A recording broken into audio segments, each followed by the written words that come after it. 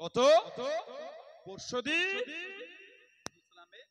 মুর্শিদাবাদের জলঙ্গির সাহেবপুর বাস স্ট্যান্ডে দুজন যুবককে পুলিশ অ্যারেস্ট করে, জানেন আপনারা? গত 2 মে মুর্শিদাবাদের জলঙ্গি সাহেবপুর বাস স্ট্যান্ড থেকে বিপুল পরিমাণ অস্ত্র সহ দুজন জঙ্গিকে দমকল থানার পুলিশ অফিসাররা অ্যারেস্ট করেছে। নাম হলো সুরাজ মন্ডল আর জয়প্রকাশ মন্ডল। এরা কিন্তু মুসলমান। এই ছেলে দুটো মুসলমান না, কেন ইসলামকে নোংরা বার্তা দিচ্ছে? আমাদের বিশ্বাস কোন ধর্মই নোংরা শেখায়, কোন ধর্ম অশান্তি শেখায় না। কেন অশান্তি লাগিয়ে দিচ্ছে? শান্তিতে বাঁচতে চায়, মানুষ একটু শান্তিতে বাঁচতে চায়, ফ্যামিলি নিয়ে, মা বাপকে নিয়ে, বাচ্চাকে নিয়ে, সমাজকে নিয়ে, সমস্ত সম্প্রদায় কাঁধে কাঁধ মিলিয়ে শান্তিতে একটু বাঁচতে চায়, আর কিছু চাই না। দুবেলা মন ভাতটা হয় তাতেও খুশি, কিন্তু শান্তি চায়। বলেন ঠিক বললাম না? বললাম। ঝড় হলে শুধু পাকা আম পড়ে না, কাঁচা আমটাও পড়ে। ঝড় যখন হয় শুধু পাকা না, কাঁচাটাও পড়ে। অশান্তি হলে কোন পার্টিকুলার একটা সম্প্রদায় কষ্ট পায় না, ওই সমাজের সমস্ত ধর্মের লোকেরাই কষ্ট পায়। কেন ইসলামকে নোংরা ভাবে বার্তা দিচ্ছে? কত কদিন আগে দেখেছেন বনগাঁয় দুজন মানুষ আমাদের পাশে, আমাদের শত্রু দেশ পাকিস্তানের পতাকাটা শৌচালয়ের বাইরে লাগিয়ে তারা লিখতে গিয়েছিল হিন্দুস্তান মুর্দাবাদ, পাকিস্তান জিন্দাবাদ। তার আগে প্রশাসন ভাইরা তাদের অ্যারেস্ট করে বলে কোর্টে পাঠালো, 24 ঘন্টায় কেন না ছেড়ে দিল? বলে আজকে যদি প্রশাসন ভাইরা এই নোংরা দুজন ব্যক্তিকে অ্যারেস্ট করতে যদি সক্ষম না হতো, ওই এলাকায় একটা অশান্তি হতো। ঠিক না ভুল বলছি? ওই এলাকায় একটা অশান্তি হতো। অশান্তি হলে সমস্ত ধর্মের লোকেরা কষ্ট পেত। লাগালো বলে এটা তো কোন ধর্মের, এটা কোন চিন্তা না যে সমাজে মানুষকে কষ্ট দাও। নিশ্চয়ই চিন্তাটা অন্য কোন জায়গা থেকে আসছে। আজকে যারা মুসলিম দেখে দেখে বলছেন অমুক দেশের দালাল, অমুক দেশের দালাল, ওই দুটো নোংরা লোককে বলবেন না পাকিস্তানের দালাল? ওই দুটো লোক পাকিস্তান জিন্দাবাদ লিখতে গেছে। হিন্দুস্তান, ভারত, ইন্ডিয়া কালো জিন্দাবাদ ছিল, আজও জিন্দাবাদ আছে। যতদিন দেশ থাকে ততদিন জিন্দাবাদ। কথা ঠিক না ভুল বলছি? আমার ভারত কালো জিন্দাবাদ, আজও জিন্দাবাদ। যতদিন পৃথিবী থাকবে ততদিন ভারত জিন্দাবাদ। জোরে বলবেন না? আর জোরে বলা গেল না? আমাকে বলো দেশ ভালোবাসা প্রমাণ দাও। ওই তো নোংরা লোকগুলি দেশ ভালোবাসা প্রমাণ দিচ্ছে। আজকে সমাজে কি শুরু হয়ে গেল? কাশ্মীরের পেহেলগামে যে বর্বরতা অন্যায় হয়েছে, আমার দেশে 26 জন নিরীহ পর্যটককে যেভাবে নৃশংসভাবে হত্যা করেছে, প্রতিবাদ জানাবার ভাষা হারিয়ে ফেলছে। বলেন আমার ভারতের 26 জন নিরীহ মানুষকে জঙ্গিরা যেভাবে অ্যাটাক করেছে,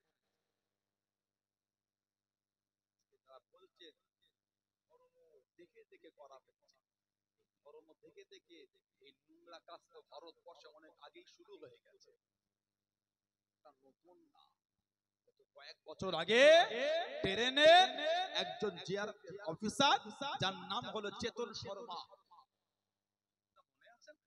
চেতন শর্মা একজন জিআরপি অফিসার ট্রেনের মধ্যে দাঁড়িওয়ালা দেখে দেখে মুসলিম বেঁধে বেঁধে 3 জনকে গুলি করেছে।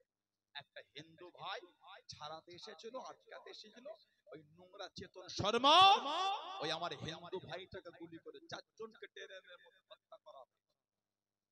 ধর্মের কালার লাগিয়ে জঙ্গিরা জঙ্গিগিরি অনেক আগে থেকে শুরু করে দিয়েছে, নতুন না।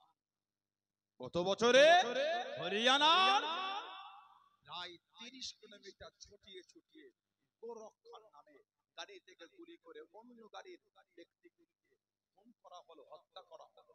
তার মধ্যে একজন ছিল 18 থেকে 19 বছরের বাচ্চা ছেলে, নাম হলো আরিয়ান মিসালা। ওই জঙ্গিটাকে যখন অ্যারেস্ট করা হলো, কেন মানলে?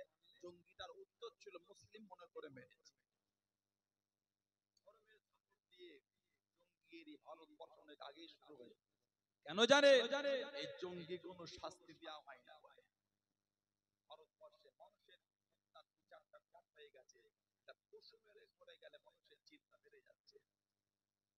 মানুষ যেন মনে হচ্ছে পশুর থেকে বর্তমান ভারতের দাম কম হয়ে গেছে। শুধু মুসলিম না, সমস্ত সম্প্রদায়ের কথা বলছে। সমস্ত সম্প্রদায়ের মানুষ একটাই আশা, শান্তিতে বাঁচতে চায়। শান্তি, ঝগড়া, ফাসাদ, মারামারি চাই না, এগুলি কোনো ধর্মের লোকই চাই না। চাই শান্তিতে বাঁচতে। কিন্তু 3 নম্বর লোকটায় দাঁড়িয়ে শান্তি দেবে না। নাকি মুর্শিদাবাদে যে কর্মটা হয়েছে, নোংরা, জঘন্য, বড় বড় হিন্দু করেছে, কে বলছে মুসলমান। আমি জিজ্ঞাসা করি, মুসলিম দাঙ্গা করলে মসজিদে আগুন ধরালো কে? হিন্দু দাঙ্গা করলে মন্দির আগুন ধরালো? বলে মুসলিম যদি দাঙ্গা করত মসজিদে আগুন ধরালো কে? আর হিন্দু ভাইরা যদি দাঙ্গা করত মন্দির আগুন ধরালো কে? তার মানে এখানে হিন্দু মুসলমানের ব্যাপারটা, এখানে 3 নম্বর অন্য কেউ কাজ করে যাচ্ছে। 3 নম্বর ব্যক্তিটাকে আমাদের খুঁজে বার করতে হবে। যতদিন এই 3 নম্বরকে বার করতে না পারবো, আমার সমাজে শান্তি আসবে না। সমাজে শান্তি আসবে না, আমাদের শান্তিতে থাকতে। মুর্শিদাবাদে বাপ বেটাকে যেভাবে বাড়ির মধ্যে ঢুকে খুন করেছে, এত জঘন্য নোংরা হতে পারে? তিনি হিন্দু, মানুষ তো মানুষ। আল্লাহ নবী সাহাবাদের নিয়াজ করেন, আমার মুরব্বি বাপজানেরা, মায়েরা, বোনেরা, মাগিরা, আল্লাহ নবী সাল্লাল্লাহু আলাইহি ওয়াসাল্লাম সাহাবাদের নিয়াজ করেন, সাহাবাদের বয়ান করেন। আল্লাহ নবী সাল্লাল্লাহু আলাইহি ওয়াসাল্লাম হুজুর আবার দাঁড়িয়ে গেলেন, হুজুর আবার উঠে গেলেন। আল্লাহ নবীর সাহাবারা জিজ্ঞাসা করলেন, ইয়া রাসূলুল্লাহ, হাবিবাল্লাহ, আল্লাহ পাকের নবী সাল্লাল্লাহু আলাইহি ওয়াসাল্লাম, হুজুর আপনি কেন দাঁড়িয়ে গেলেন? আল্লাহ নবী জানিয়ে দেন, আল্লাহ নবী শুনিয়ে দেন, ওই যে লাশটা আছে, ওই লাশটাকে দেখে দাঁড়িয়েছি। ইয়া রাসূলুল্লাহ, হাবিবাল্লাহ, ইয়া রাসূলুল্লাহ, হাবিবাল্লাহ, আল্লাহ পাকের নবী, ওটা কোন মুসলমানের লাশ না, ওটা কোন ইহুদির লাশ, ওটা কোন ইহুদির লাশ। আল্লাহ নবী জানিয়ে দেন, আল্লাহ নবী শুনিয়ে দেন। ও বাবা সাহাবারা, আমি নবী ইহুদি মনে করে দাঁড়াই না, আমি নবী একজন মানুষ মনে করে দাঁড়িয়েছি। জনে বলুন সুবহান, আর একটু জনে বলুন সুবহান। হুজুর, ওই লাশটা হলো ইহুদি। নবী বলছে ইহুদি হো, মানুষ তো। ইহুদি হলো, ওটা তো মানুষ, আমি ওটাকে একটা মানুষ মনে করে সম্মানে দাঁড়িয়েছি। এটা আমার নবীর আদর্শ। ধরে বলো, আপনি ইসলাম সম্প্রদায়কে গালি দিচ্ছেন, আপনি ইসলাম ধর্মকে নোংরা ভাবে আপনি গালি দিচ্ছেন, কাজ খুঁজে পান না। বলেন, ধর্মের সাপোর্ট দিয়ে জঙ্গিরা জঙ্গিগিরি বহুদিন থেকে শুরু করেছে। শাস্তি দেওয়া হয়নি বলে বারবরন্ত হয়েছে। কদিন আগে 25 এপ্রিল গুজরাটে গান্ধীনগর জেলা সঞ্জেত এলাকায় দুজন মুসলিম গাড়ি নিয়ে যাচ্ছে। দুজন গাড়ি, একজনের নাম সৈয়দ মোহাম্মদ রফিক, আর একজন মোহাম্মদ ভুরা হাবিবুল্লাহ। কিছু নোংরা লোক ধর্মের স্লোগান দিয়ে আগুন ধরিয়ে দিয়েছে। মোহাম্মদ ভুরা হাবিবুল্লাহ দগ্ধ হয়ে শহীদ হয়ে গেছে। সৈয়দ মোহাম্মদ রফিক, এই যে মোহাম্মদ ভুরা হাবিবুল্লাহ হত্যা করা হলো, ধর্মের স্লোগান দিয়ে হত্যা করা হয়েছে। জঙ্গি বলবে না? হাফেজ নায়েব, বেহিদ খান, তাবরিজ আনসারী, বাসন্তী, সাবির, এদেরও যখন হত্যা করা হয়েছিল পিটিয়ে পিটিয়ে ধর্মের স্লোগান দিয়ে করা হয়েছে। বলছেন তাই সমস্ত সম্প্রদায় মানুষের কাছে আমার অনুরোধ এটাই, আসেন আমরা কাঁধে কাঁধ মিলিয়ে নোংরা লোকেদের বিরুদ্ধে একটু রুখে দাঁড়াই। নোংরা লোক যে ধর্মেরই হোক, ধর্ম দেখতে যে নোংরা লোককে নোংরা কোণা থেকে বিবেচনা করা হোক। নোংরা লোকের কোন ধর্ম হয়, জঙ্গি কোন ধর্ম নয়। জঙ্গিরা ধর্মের সাপোর্টে জঙ্গিগিরি করে। নোংরা লোকের কোন ধর্ম হয় না। ধর্ম একটা উন্নত মানের ব্যাপার, পবিত্র বিষয় একটা। ইসলাম আমার ভালোবাসার জায়গায় স্থান পেয়েছে। জোরে বলো। সনাতন ধর্ম আমার হিন্দু ভাইদের, তারাও ভালোবাসার জায়গায় ধরে রেখেছে। খ্রিস্টান, সেটাও খ্রিস্টান ভাই বোনেরা ভালোবাসার জায়গায় রেখেছে। দিল্লি আদিবাসী, তারাও তাদের ধর্মটা ভালোবাসার জায়গায় রেখেছে। পাঞ্জাবি, গুজরাটি, মারাঠি, শিখ, জৈন, ওই তারাও তাদের ভালোবাসা, তাদের ধর্মটা রেখে দিয়েছে। ধর্ম শেখায় না এইরকম নোংরা কর্ম করতে। নোংরা লোক ধর্মের সাপোর্টে নোংরা কাজ করে। আমাদের সবাইকে এখন এক হতে হবে। কোন সম্প্রদায়ের উপর সমাজ অত্যাচার হলে সব ধর্মের লোকেরা তার পাশে গিয়ে দাঁড়াতে হবে। দেখবে নোংরা লোকেরা সমাজ ছেড়ে পালাতে বাধ্য হয়ে যাবে। ঠিক না ভুল বলছি?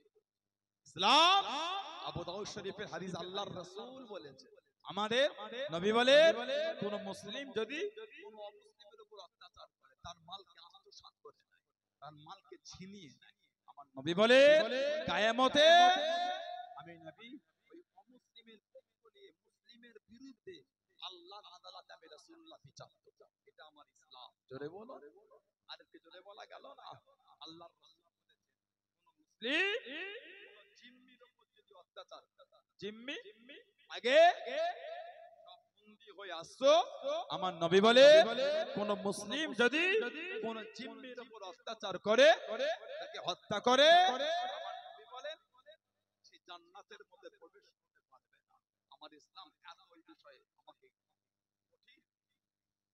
জ্ঞান দিয়েছে। আল্লাহ রাসূল বলেছেন, বুখারী শরীফের riwayat, মান কাতালা মুআহাদান লাম ইয়ারা রাইয়াতাল জান্নাতি ওয়া ইন্না রিয়াহা তুজাদু মিন মাসিরাতিল 40 আমা। নবী বলেন কোন মুসলমান কোন অমুসলিমকে, অন্য সম্প্রদায়ের লোককে চুক্তি ভিত্তি করে বা নিরীহ অমুসলিমকে হত্যা করে, আমার নবী বলেন ওই মুসলমানটা জান্নাতে যাওয়া দূরের কথা, জান্নাতের খুশবু পাবে না।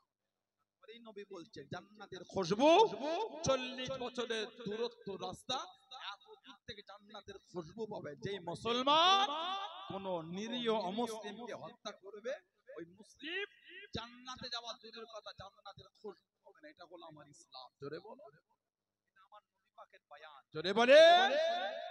আপনি বলছেন ইসলাম নোংরা জঙ্গি শিখায়, কাজ খুঁজে পান, এভাবে বলবেন না। এভাবে ইসলামকে হেয় করতে যেও না। ইসলামের ইজ্জত আল্লাহ দিয়েছে। জোরে বলো। আরেকটু জোরে বলা গেল না? তাই আমি আমার সমাজে জাতি, ধর্ম, বর্ণ নির্বিশেষে সমস্ত সম্প্রদায়ের লোকেদের কাছে বড় জোরে একটাই অনুরোধ, আসেন কাঁধে কাঁধ মিলিয়ে একটু সমাজের জন্য কিছু করি। আমরা যদি এই সময় রুখে না দাঁড়াতে পারি, নোংরা লোকেরা আমাদের সমাজকে ভাগ করে ফেলবে। খারাপ লোকেরা ধর্মের খেলা খেলতে ব্যস্ত হয়ে জনগণকে ডিভাইড করে ফেলবে। কথা ঠিক না? ঠিক না? আল্লাহ নোংরা লোকেদের হাত থেকে আল্লাহ আমাদের হেফাজত করে। বলুন আল্লাহুম্মা আমিন। আল্লাহ আমাদের সমাজে, আল্লাহ আমাদের রাজ্যে, আল্লাহ আমাদের দেশে সমস্ত সম্প্রদায়কে কাঁধে কাঁধ মিলিয়ে শান্তিতে বসবাসের তৌফিক দান করে। বলুন আল্লাহুম্মা আমিন। জোরে বলেন আল্লাহুম্মা। আল্লাহ পাক কোরআন শরীফে বলে, ইন্না নাহনু নাযালনা যিকরা ওয়া ইন্না লাহু লাহাফিজুন। নিশ্চয় আমি আল্লাহ পাক ইহাকে নাযিল করেছি, মানে কোরআন শরীফ আমি আল্লাহ নাযিল। আমার আল্লাহ বলেন কোরআনের হিফাজত আমি আল্লাহ আমিই করব। যারা বলবেন আল্লাহ পাক বলেছেন, লাউ আনজালনা হাযাল কুরআনা আলা জাবালিন লারাআইতাহু খাশিয়াম মুতাসাদ্দিআম মিন খাশিয়াতিল্লাহ। যদি আমি আল্লাহ পাক এই কোরআনকে নাযিল করতাম কোথায়? আলা জাবালিন, পাহাড়ের উপরে। কি হতো? খাশিয়াম মুতাসাদ্দিআম মিন খাশিয়াতিল্লাহ। আমার আল্লাহ বলেন পাহাড় চূর্ণ বিচূর্ণ হয়ে যাবে। সেই কোরআন শরীফ আল্লাহ পাক আমাদের নবী পাকের উপর নাযিল করেছেন। জোরে বলুন। আরেকটু জোরে বলা গেল না? 23 বছর ধরে কোরআন শরীফ নাযিল হলো। জিবরাইল আলাইহিস সালাম আমাদের নবী পাকের কাছে 24,000 বার এসেছে। 20,000-এর মধ্যে মাত্র 3 বার নিজের আসল চেহারা এসে, বাকি 23,997 বার উনি অন্য চেহারায় সবথেকে বেশি এসেছিলেন। হযরত দাহিয়া কালবি রাদিয়াল্লাহু তাআলা হুজুরের চেহারায় সবথেকে বেশি এসেছিলেন। বলুন না সুবহানাল্লাহ। আল্লাহ পাক মোট 4টে বড় বড় আসমানি কিতাব, তাওরাত, ইনজিল, জব্বুর, কোরআন বা ফুরকান শরীফ। এই 4টের মধ্যে 3টে আল্লাহ পাক কমপ্লিট নাযিল করেছে, তাওরাত, ইনজিল আর জব্বুর। তাওরাত, ইনজিল আর জব্বুর।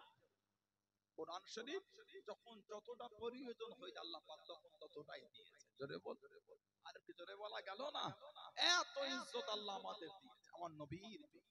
তবে আল্লাহ পাক মানুষের জায়গা আল্লাহ দুটোর মধ্যে একটা করেছে, 3টে কোন জায়গা।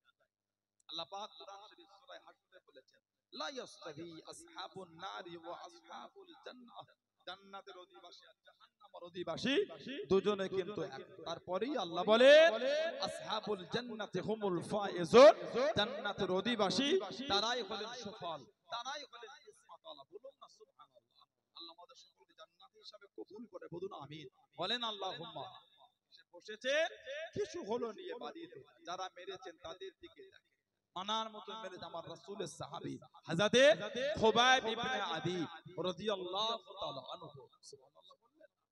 খুবাইব ইবনে আদি জানাকে কাফের, আবু জেহেল, আবু লাহাব, উতবা, শাইবা দলেরা মাথাটা নিচের দিকে করে পা দুটো উপর দিকে দড়িতে বেঁধে কাটেতে ঝুলিয়ে দিয়েছিল মক্কা শরীফে তানঈমে।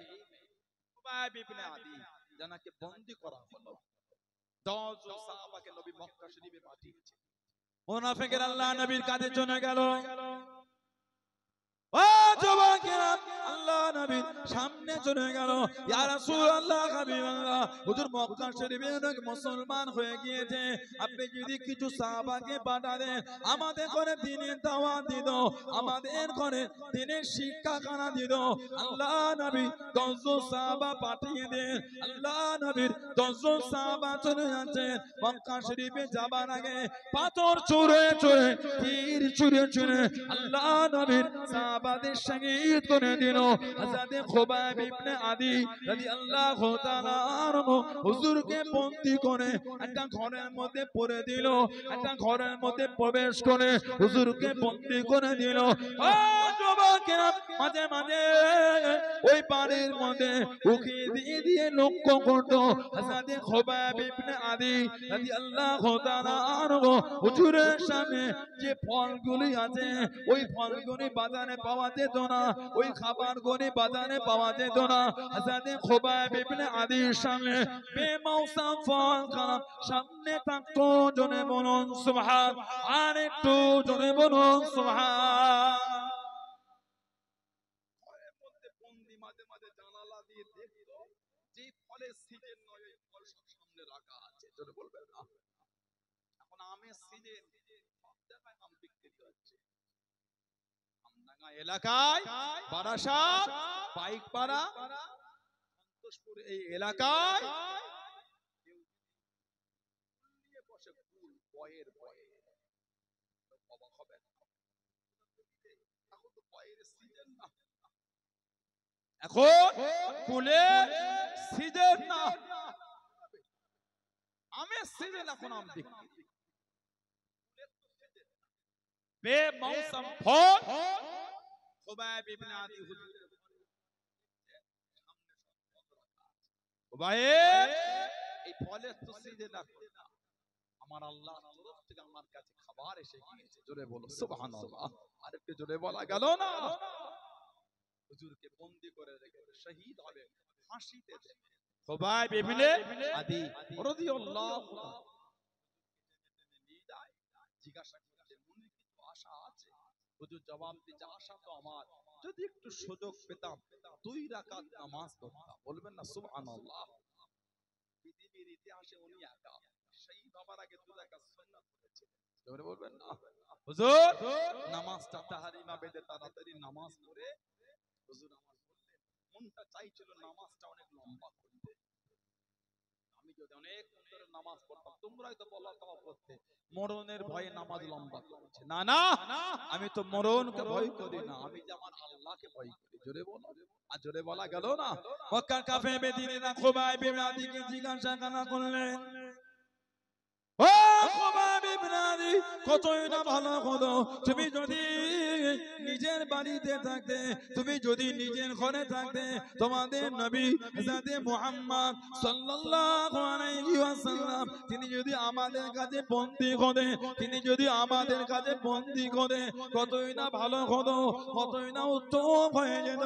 হযরত খুবাইব ইবনে আদি রাদিয়াল্লাহু তাআলা আনহু, হুজুর আমার জানিয়ে দেন, হুজুর আমার শুনিয়ে দেন, এ মক্কা বেদি বেঈমানে দলেরা, এ মক্কা কুফারে কুরাইশরা, আমি খুবাইব, আমি একবার কেন, আমি একা কেন, গোটা খানদান যদি শহীদ হয়ে যায়, আমি খুবাইবের কোনো দুঃখ নাই, আমি খুবাইবের কোনো কষ্ট নাই, আমি খুবাইব একবার কেন, আল্লাহ পাক যদি আমাকে অসংখ্য জীবন দিয়ে দেয়, আমি খুবাইব অসংখ্যবার শহীদ হয়ে যাব, আমি খুবাইবের কোনো দুঃখ নাই, আমি খুবাইবের কোনো কষ্ট নাই। এ বেঈমান বেদিনে দুনিয়া, আমি খুবাইব আল্লাহ নবীর নূরের কদম শরীফে একটা কাঁটা ফুটে যাবে, একটা কাঁটা লেগে যাবে, আমি খুবাইব ওই শব্দখানা নিজে কানে শোনাটা পছন্দ করি না। জনে বলুন সুবহান, আর একটু জনে বলুন সুবহান। নবীকে বন্দির কথা বলো, নবী হুজরা শরীফে থাকবেন, নবী পাকের কদম শরীফে একটা কাঁটা লাগবে, কাঁটা, ওই শব্দটা আমি শোনাটা পছন্দ করছি না। জোরে বলে, আর ভালোবাসায় বলা গেল না। খুবাইব শহীদ হয়ে যাবে, চোখে মসজিদ দেখো, নামাজ পড়তে চাই না, ইমামে তিলাওয়াত কানে ভেসে আসলো, আমরা নামাজ পড়তে চাই না।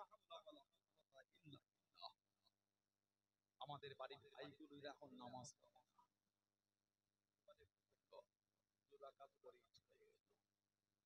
ঠিক বলছে না, তা তো আবার অনেকে যায়, তা তো আবার অনেকে জুমায় মসজিদে যায় না, নামাজই পড়ে। হাওলা ওয়ালা কুওয়াতা ইল্লা বিল্লাহ। আল্লাহর রাসূল বলেছে যে তিনটে জুমা ইচ্ছা করে ছেড়ে দেবে, তিনটে জুমা যে ইচ্ছা করে ছেড়ে দেবে, তার কলবে আল্লাহ তরফ থেকে মোহর পড়ে যাবে।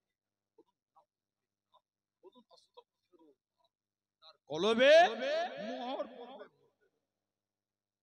কুফরিয়াতের হাওয়া চলতে থাকে, হাওলা ওয়ালা কুওয়াতা ইল্লা বিল্লাহ। তারা হুড়ো করে গিয়ে খালি 2 রাকাত পড়লে পড়ছে।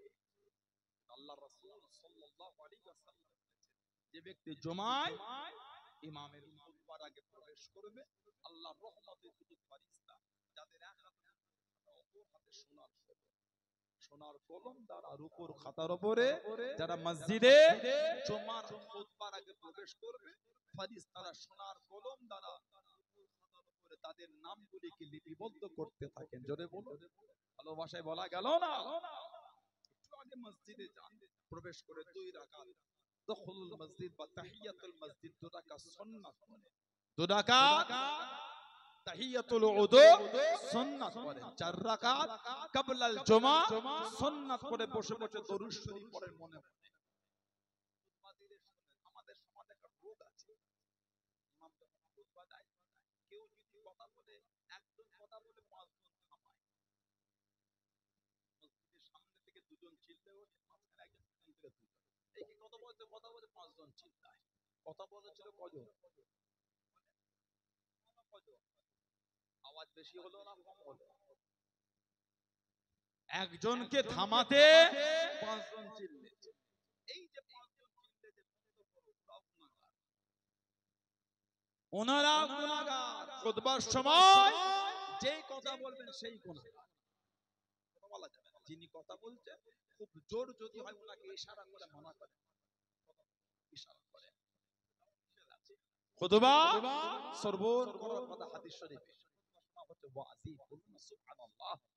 এই যে ইমাম 2 খুতবার মধ্যখানে একটু বসে থাকেন, ওই বসে থাকার সময়ে মনে মনে আল্লাহর দরবারে দোয়া চাইতে থাকেন। আল্লাহর রাসূল বলেছেন ওই সময়ে দোয়া আল্লাহ পাকের দরবারে আল্লাহ কবুল করে নেয়। জোরে বলুন না সুবহানাল্লাহ।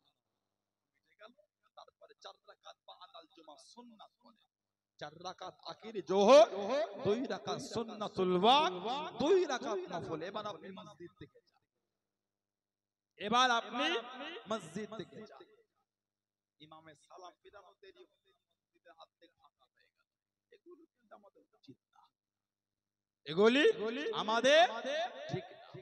হযরত খুবাইব ইবনে আদি রাদিয়াল্লাহু আনহু হুজুরকে ফাঁসিতে দেয়া শহীদ হয়ে, ইন্না লিল্লাহি ওয়া ইন্না ইলাইহি রাজিউন।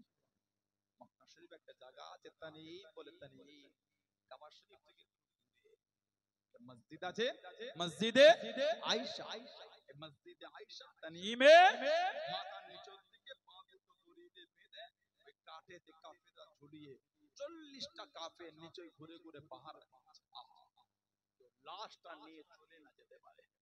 আল্লাহ নবী সাহাবাদের নেওয়াজ করেন, ও যুবকেরা, ও আমার মুরব্বি বাপজানেরা, মায়েরা, বোনেরা, মগিরা, আল্লাহ নবী সাল্লাল্লাহু আলাইহি ওয়াসাল্লাম সাহাবাদের নেওয়াজ করতে করতে আল্লাহ নবী ওয়াজটাকে বন্ধ করে দেন, আল্লাহ নবী ওয়াজটাকে থামিয়ে দেন, সাহাবাদের জানিয়ে দেন, সাহাবাদের সরিয়ে দেন। ও বাবা সাহাবারা, আমি নবী আমার খুবাইব ইবনে আদি রাদিয়াল্লাহু তাআলা আনহু শহীদ করে দিয়েছে, শহীদ করে দিয়েছে। মাথাটা নিচের দিকে, পা দুটোকে ওপর দিকে দড়ি দিয়ে বেঁধে তানঈমে ঝুলিয়ে দিয়েছে। তোমাদের মধ্যে কেউ কি আছো বাবা? তোমাদের মধ্যে কেউ কি আছে বাবা? আমি নবী আমার খুবাইব ইবনে আদি রাদিয়াল্লাহু তাআলা আনহু লাশটাকে আনবে বাবা, লাশটাকে আনবে বাবা। ও সাহাবারা, আমি নবী আমার খুবাইব ইবনে আদি রাদিয়াল্লাহু তাআলা আনহু আমার কাছে কেঁদে কেঁদে দোয়া চেয়েছিল, ইয়া রাসূলুল্লাহ হাবিবাল্লাহ, ইয়া রাসূলুল্লাহ হাবিবাল্লাহ, আল্লাহ পাকের নবী হুজুর বিয়াদি মাফ করুন, আপনি আমার জন্য দোয়া করেন। আমার মাথার খুলিতে যেন কাফেররা শরাব না পান করে নাই, আমার মাথার খুলিতে যেন কাফেররা শরাব না পান করে নাই। ইয়া রাসূলুল্লাহ হাবিবাল্লাহ, হুজুর আপনি আমার জন্য দোয়া করেন। আল্লাহ নবী জানিয়ে দেন, আল্লাহ নবী শুনিয়ে দেন সাল্লাল্লাহু আলাইহি ওয়াসাল্লাম, তোমাদের মধ্যে কেউ কি আছে বাবা? তোমাদের মধ্যে কেউ কি আছো বাবা? হযরত মিকদাদ ইবনে আমর, হযরত জুবাইর ইবনুল আওয়াম রাদিয়াল্লাহু তাআলা আনহুমা দুজন সাহাবা দাঁড়িয়ে গেলেন, হুজুর আমরা দুজন যাব, হুজুর আমরা দুজন যাব। আল্লাহ নবী জানিয়ে দেন, ও বাবা মিকদাদ ইবনে আমর, ও বাবা জুবাইর ইবনুল আওয়াম, আমি নবী আমার খুবাইব ইবনে আদি রাদিয়াল্লাহু তাআলা আনহুকে 40 জন কাফের ঘিরে ঘিরে পাহারা দেয়, তোমরা কি আনতে পারবে বাবা? তোমরা কি আনতে পারবে বাবা? ইয়া রাসূলুল্লাহ হাবিবাল্লাহ, ইয়া রাসূলুল্লাহ হাবিবাল্লাহ, আল্লাহ পাকের নবী আপনি যদি দোয়া করেন আমরা দুজন যাব। জোরে বলুন সুবহান, আর একটু জোরে বলুন সুবহান। আমর, জুবাইর ইবনুল আওয়াম রাদিয়াল্লাহু তাআলা এই দুজন সাহাবা উঠে দাঁড়িয়ে গেলেন, হুজুর আমরা যাব। নবী পাক বলেন 40টা কাফের ঘুরে ঘুরে ওর লাশটা পাহারা দিচ্ছে। আহা, পারবে বাবা? হুজুর আপনি যদি দোয়া করেন যাব। কে? মিকদাদ ইবনে আমার মক্কা শরীফে 7 নম্বর প্রকাশ্য ইসলাম কবুল করেছে। বলবেন না এত দবদবা আল্লাহ দিয়েছে। আল্লাহ নবী দ্বীনের জন্য চলে গেলেন। ও যুবকেরা, আল্লাহ নবী ইসলামের প্রথম যুদ্ধে চলে গেলেন। আল্লাহ নবী সাল্লাল্লাহু আলাইহি ওয়াসাল্লাম দ্বিতীয় হিজরিতে বদরের জমিনে চলে গেলেন। আল্লাহ নবী জান জান হয়ে গেলেন, চোখে পানি ফেলে ফেলে গেলেন।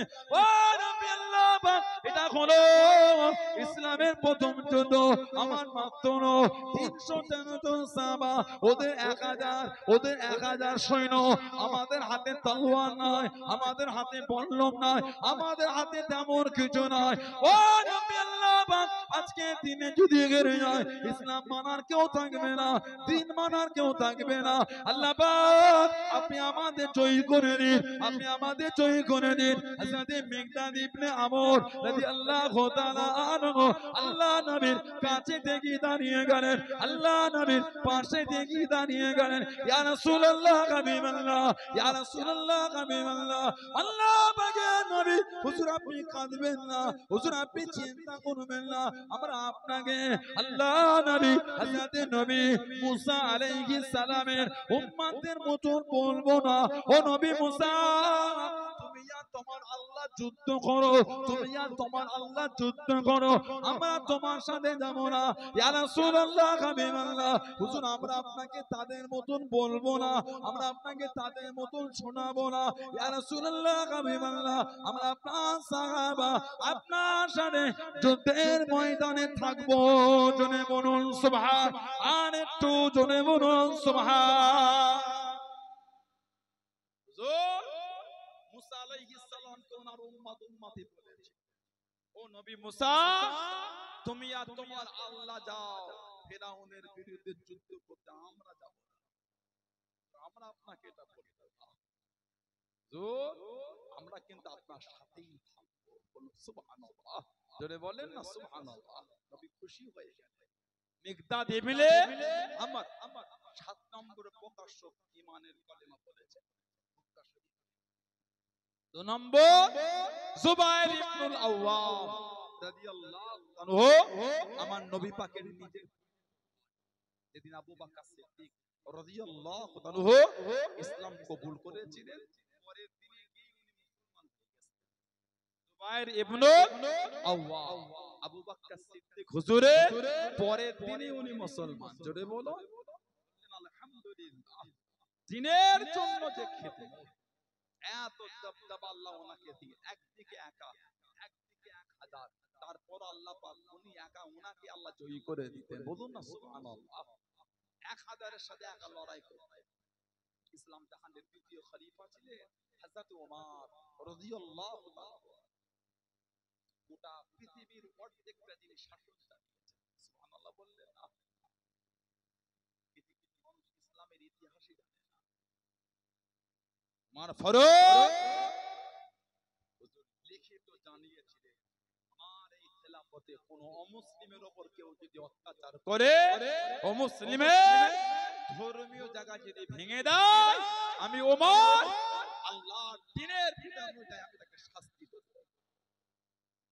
আমার ফারুক লিখিত আকারে জানিয়েছে। কিছু মানুষ ইসলামকে না জেনে নোংরা নোংরা ভাষা ত্যাগ করে। কেন করেন? ইসলামকে কেন নোংরা ভাবে দেখছে? দেখবেন ইসলামকে নিয়ে পড়ে সানাউল্লাহ সিদ্দিকী ব্যক্তিগত জীবনটা নিয়ে ইসলাম বিচার করলে হবে না। ইসলাম আমার রাসূলকে নিয়ে থাকে।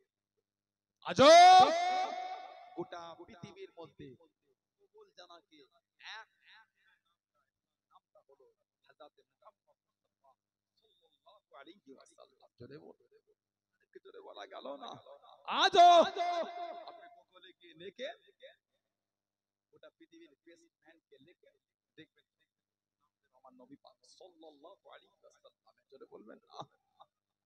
আমার নবীর আদর্শ, নবীর আখলাক, নবীর চরিত্র যদি নবীর জীবনী পড়ে না পড়ে, আহা, আমার নবীর আদর্শ আল্লাহ পাক কুরআন শরীফে বলেছেন, লাকাদ কানা লাকুম ফি রাসূলিল্লাহি উসওয়াতুন হাসানা। জোরে বলবেন না।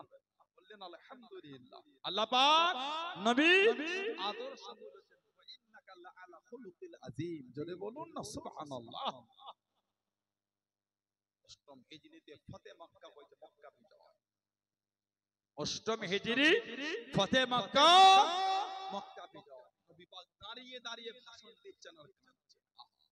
ও আমার দেশবাসীরা, মনে পড়ে আমি সেই আব্দুল্লাহ বাটা মুহাম্মদ সাল্লাল্লাহু আলাইহি ওয়াসাল্লাম আমাকে কত কষ্ট দিয়েছে।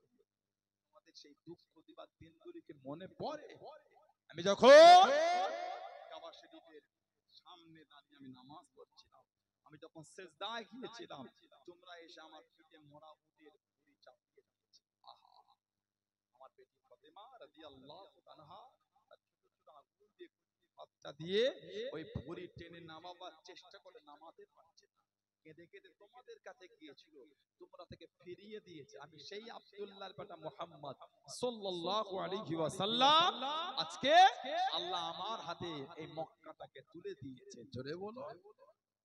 নবী পাক একটা একটা করে দুঃখের কথা বলছে, মনে পড়ে আমাকে, তোমাদের মনে পড়ে আমাকে তোমরা দ্বীনের প্রচার করতে দিও, কত দুঃখ কত কষ্ট আমাকে দিয়েছে। নবী পাক একটা একটা করে বলে চোখ ভরা পানি এনে বলেছে, ও আমার স্বদেশবাসীরা, দেশবাসীরা, তোমরা আমাকে কষ্ট দিয়েছো, আমি রাসূল তোমাদের বদলা নেব, আমি নবী আজকে তোমাদের করে আল্লাহর রাস্তায় আমি তোমাদের মাফ করে দিলাম। জোরে বলো। আর একটু জোরে বলা গেল না? এটা হলো আমার রাসূলের আদর্শ, এটা হলো আমার নবী পাকের আখলাক। আপনি আমার নবীকে বাজে বার্তা দিয়ে দিলেন, আপনি আমার নবীকে দুটো নোংরা কথা বলে দিলেন, বলে কি জন্য? মনটা চাই না একটু শান্তিতে বাস করে, সবাইকে ভালোবাসা দিয়ে কাছে টেনে কাঁধে কাঁধ মিলিয়ে চলি, শান্তিটা কি চাই না? মনে রাস্তাঘাটে একটা পরিস্থিতি নোংরা, পেট খোলার মতো না, অশান্তি আর অশান্তি, মারপিট আর মারপিট, নোংরা আর নোংরা, ঠিক না? এই শিবপুর হাওড়া, এই শিবপুরের দিকে জোরে হাওয়া হলো, পাম্পস কাঁপছে, রোগা প্যাকাটি বড় পাড়া লাঠি নিয়ে টোটোওয়ালা কি নাম তো, টোটোওয়ালা দাঁড়িয়ে আছে, মুসলমান দেখে তার গা সহ্য হচ্ছে। ওরা কিন্তু হিন্দু নয়, ওরা আলাদা একটা ব্যাপার আছে, মাথায় একটা অন্য কিছু, প্রকৃত সনাতন ধর্মের অনুসারীরা অশান্তি চায় না, ধর্মে অশান্তি শেখায় না। আরেকজন কাছে গরিব মানুষ ঔষধ দিয়ে কি করছে, এই কাজে টেবিলের কাছে গিয়ে লাঠি দিয়ে পয়সা খাচ্ছে। এগুলোকে আইনের সাহায্য নিয়ে কাঁচা লঙ্কা দিয়ে ছিলতে হবে, আইনের সহায়তা নিয়ে দেশ আইন সংবিধান যে অধিকার দিয়েছে সেই সংবিধানে ফেলে এগুলোকে শাস্তি প্রকাশ্য দিতে, এত সাহস তোমার হয় কি? এত সাহস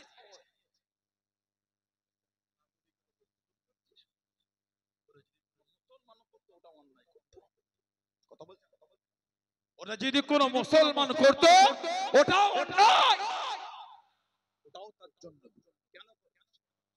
অধিকারটা কি আছে? সম্প্রদায়কে এর দেবেই হবে। আমরা পুলিশ, সিটি পুলিশকে সাধুবাদ জানাই, গতকালকে ওই নোংরা লোক ছেলেটাকে অ্যারেস্ট করেছে।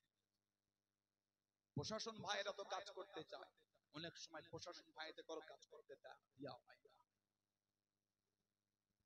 অনেক সময় এই যেমন গুনগার ব্যাপারটা প্রশাসন ভাইয়েরা অ্যারেস্ট করে ছাড়া পেল কি? ভিন্ন দেশের আমাদের পাশে শত্রু দেশের পতাকা তুলে ভারতবর্ষের মুর্দাবাদ লিখতে যাচ্ছে, এই সাহসটা পায় কি করে? আর সেই নোংরা লোকগুলি আবার পরের দিন ছাড়া পায় কি করে? হবে না, যারা সমাজে দাঙ্গা লাগাচ্ছে তাদের অ্যারেস্ট করে,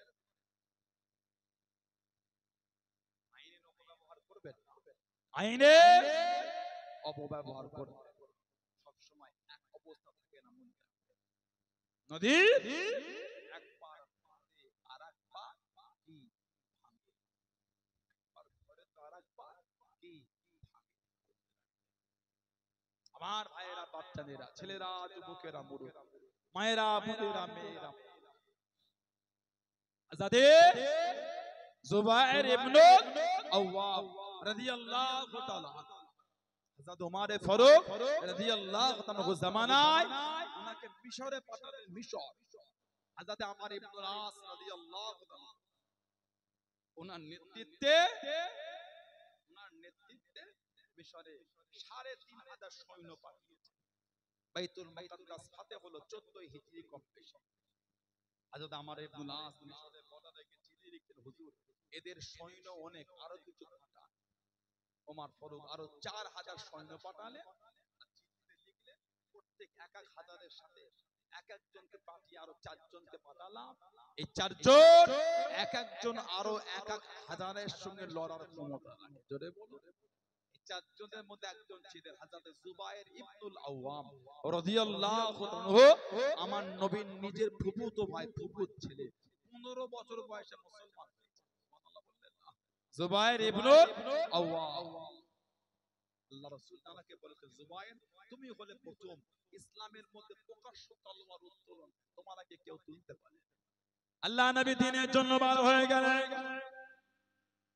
ও যুবকেরা, আল্লাহ নবী ইসলামের প্রথম যুদ্ধে চলে গেলেন। আল্লাহ নবী বদরের জমিনে চলে গেলেন। মাত্র 313 জন সাহাবা, মাত্র 2টি ঘোড়া, একটা ঘোড়া পিঠে হযরত জুবায়ের ইবনুল আওয়াম রাদিয়াল্লাহু তাআলা আনহু হলদে পাগড়ি মাথায় নিয়ে যুদ্ধখানা চালিয়ে যায়, যুদ্ধখানা করে যায়। আল্লাহ নবী জানিয়ে দেন, আল্লাহ নবী শুনিয়ে দেন, ও বাবা জুবায়ের, হলদে পাগড়ি পরছো বাবা, আল্লাহ পাকের দরবারে এতটা পছন্দ হয়ে গিয়েছে, এতটা কবুল হয়ে গিয়েছে, তোমার ভঙ্গিমায় আল্লাহ পাকের ফেরেশতারা নাজিল হয়েছে।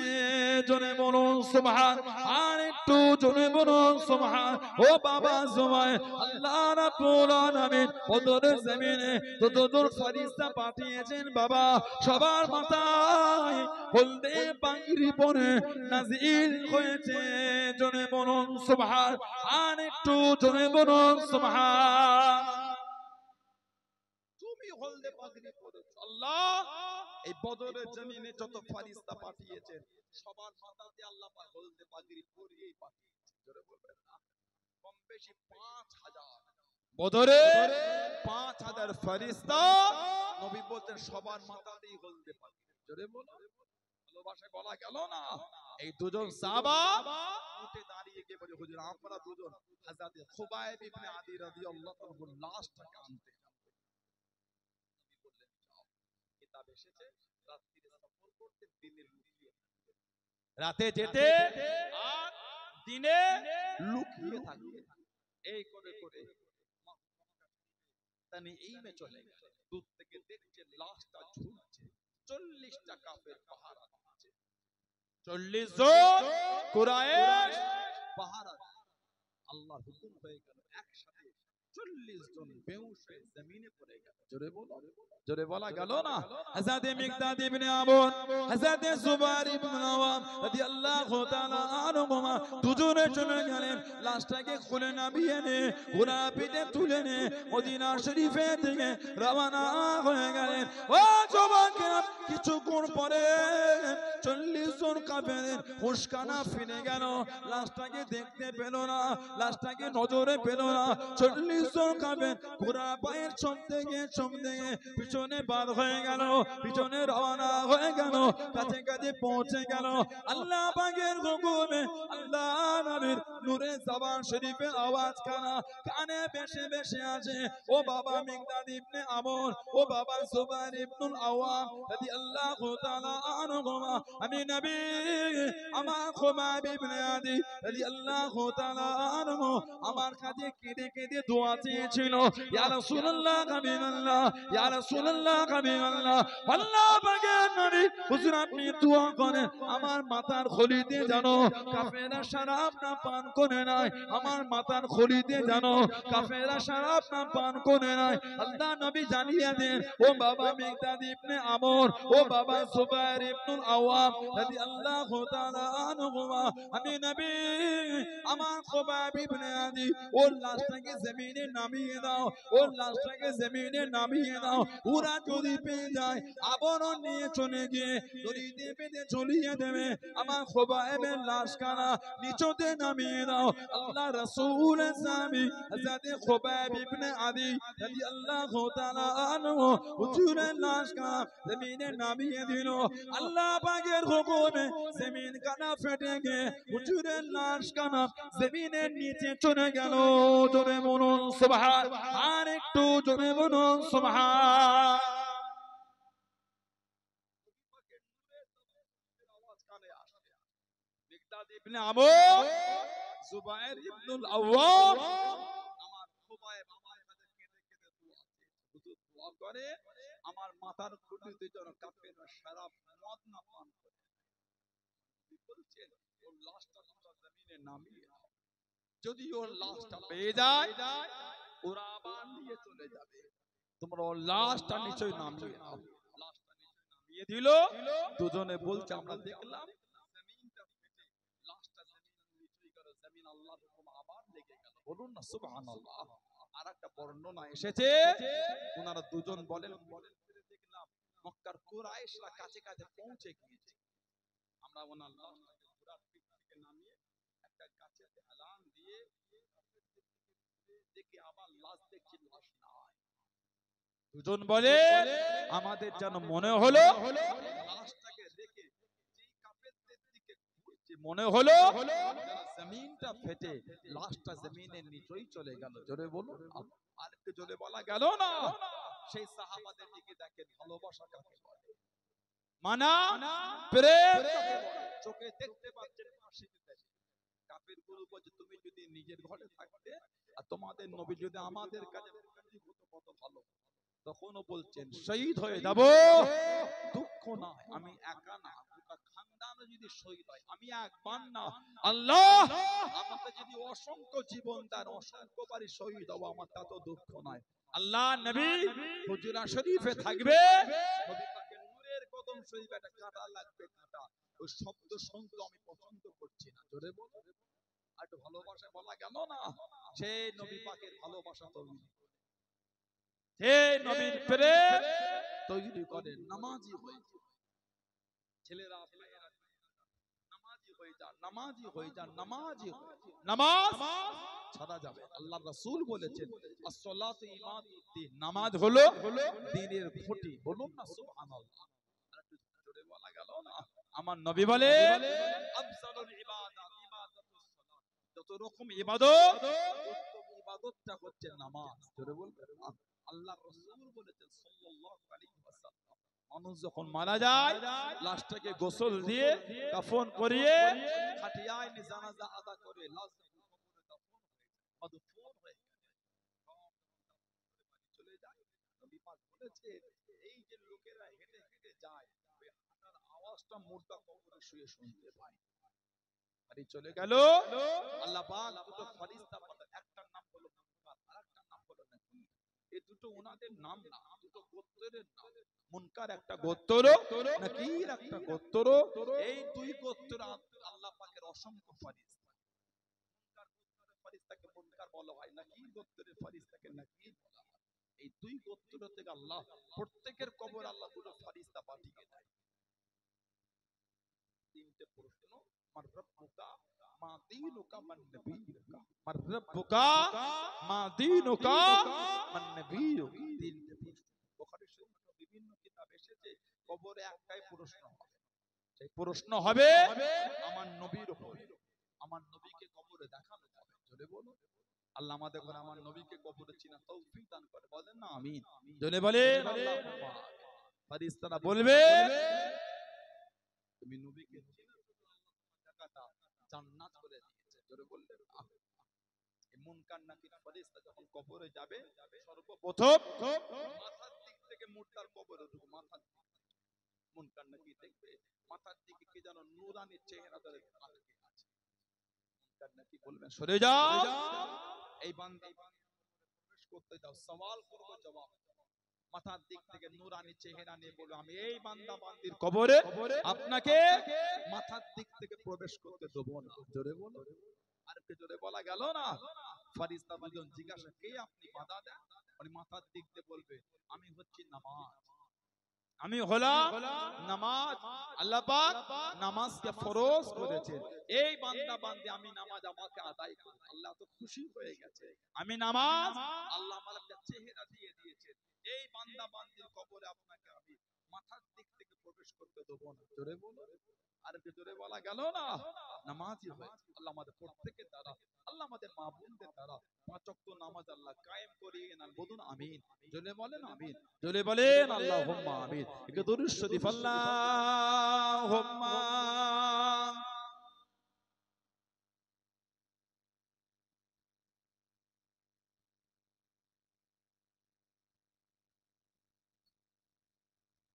अल्लाहुम्मा सल्लि अला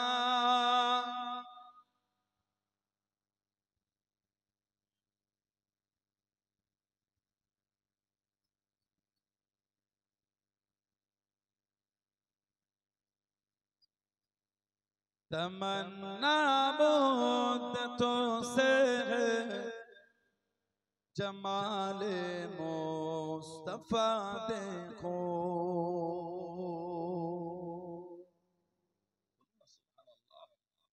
तमन्ना मुद्दत से है जमाल मुस्तफा কতদিনের আশা কতদিনের আমার চাওয়া জামালে মুস্তাফা দেখো নবী পাকের চেহারা শরীফের সৌন্দর্যটা একটু দেখো আল্লাহ আমাদের প্রত্যেককে নসিবে কবুল করে বলেন আমিন জোরে বলেন আল্লাহুম্মা तमन्ना मुद्दतों से है जमाले मुस्तफा देखो इमामुल अंबिया देखो हबीबे किबरिया देखो इमामुल अंबिया देखो हबीबे किबरिया देखो तमन्ना मुद्दतों से है जमाले मुस्तफा देखो वजिनके दमो कदम से सुख है नबीरों शनि पाए वजिनके दमो कदम से सुख है नबीरों शनि पाए मुनव्वर कर दिया जिसने फजा वो रहनुमा देखो मुनव्वर कर दिया जिसने फजा वो रहनुमा देखो इमामुल अंबिया देखो हबीबे किबरिया देखो तमन्ना मुद्दतों से है जमाले मुस्तफा देखो वजिनके बरकतों से रबारा बसोत आलम में वजिनके बरकतों से रबारा बसोत आलम में तमन्ना कल्ब मुजतर की वो दूर बेबहा देखो तमन्ना कल्ब मुजतर की वो दूर बेबहा देखो इमामुल अंबिया देखो हबीबे किबरिया देखो तमन्ना मुद्दतों से है जमाले मुस्तफा देखो कदम बागिर मदीना से तसव्वुर में मदीना है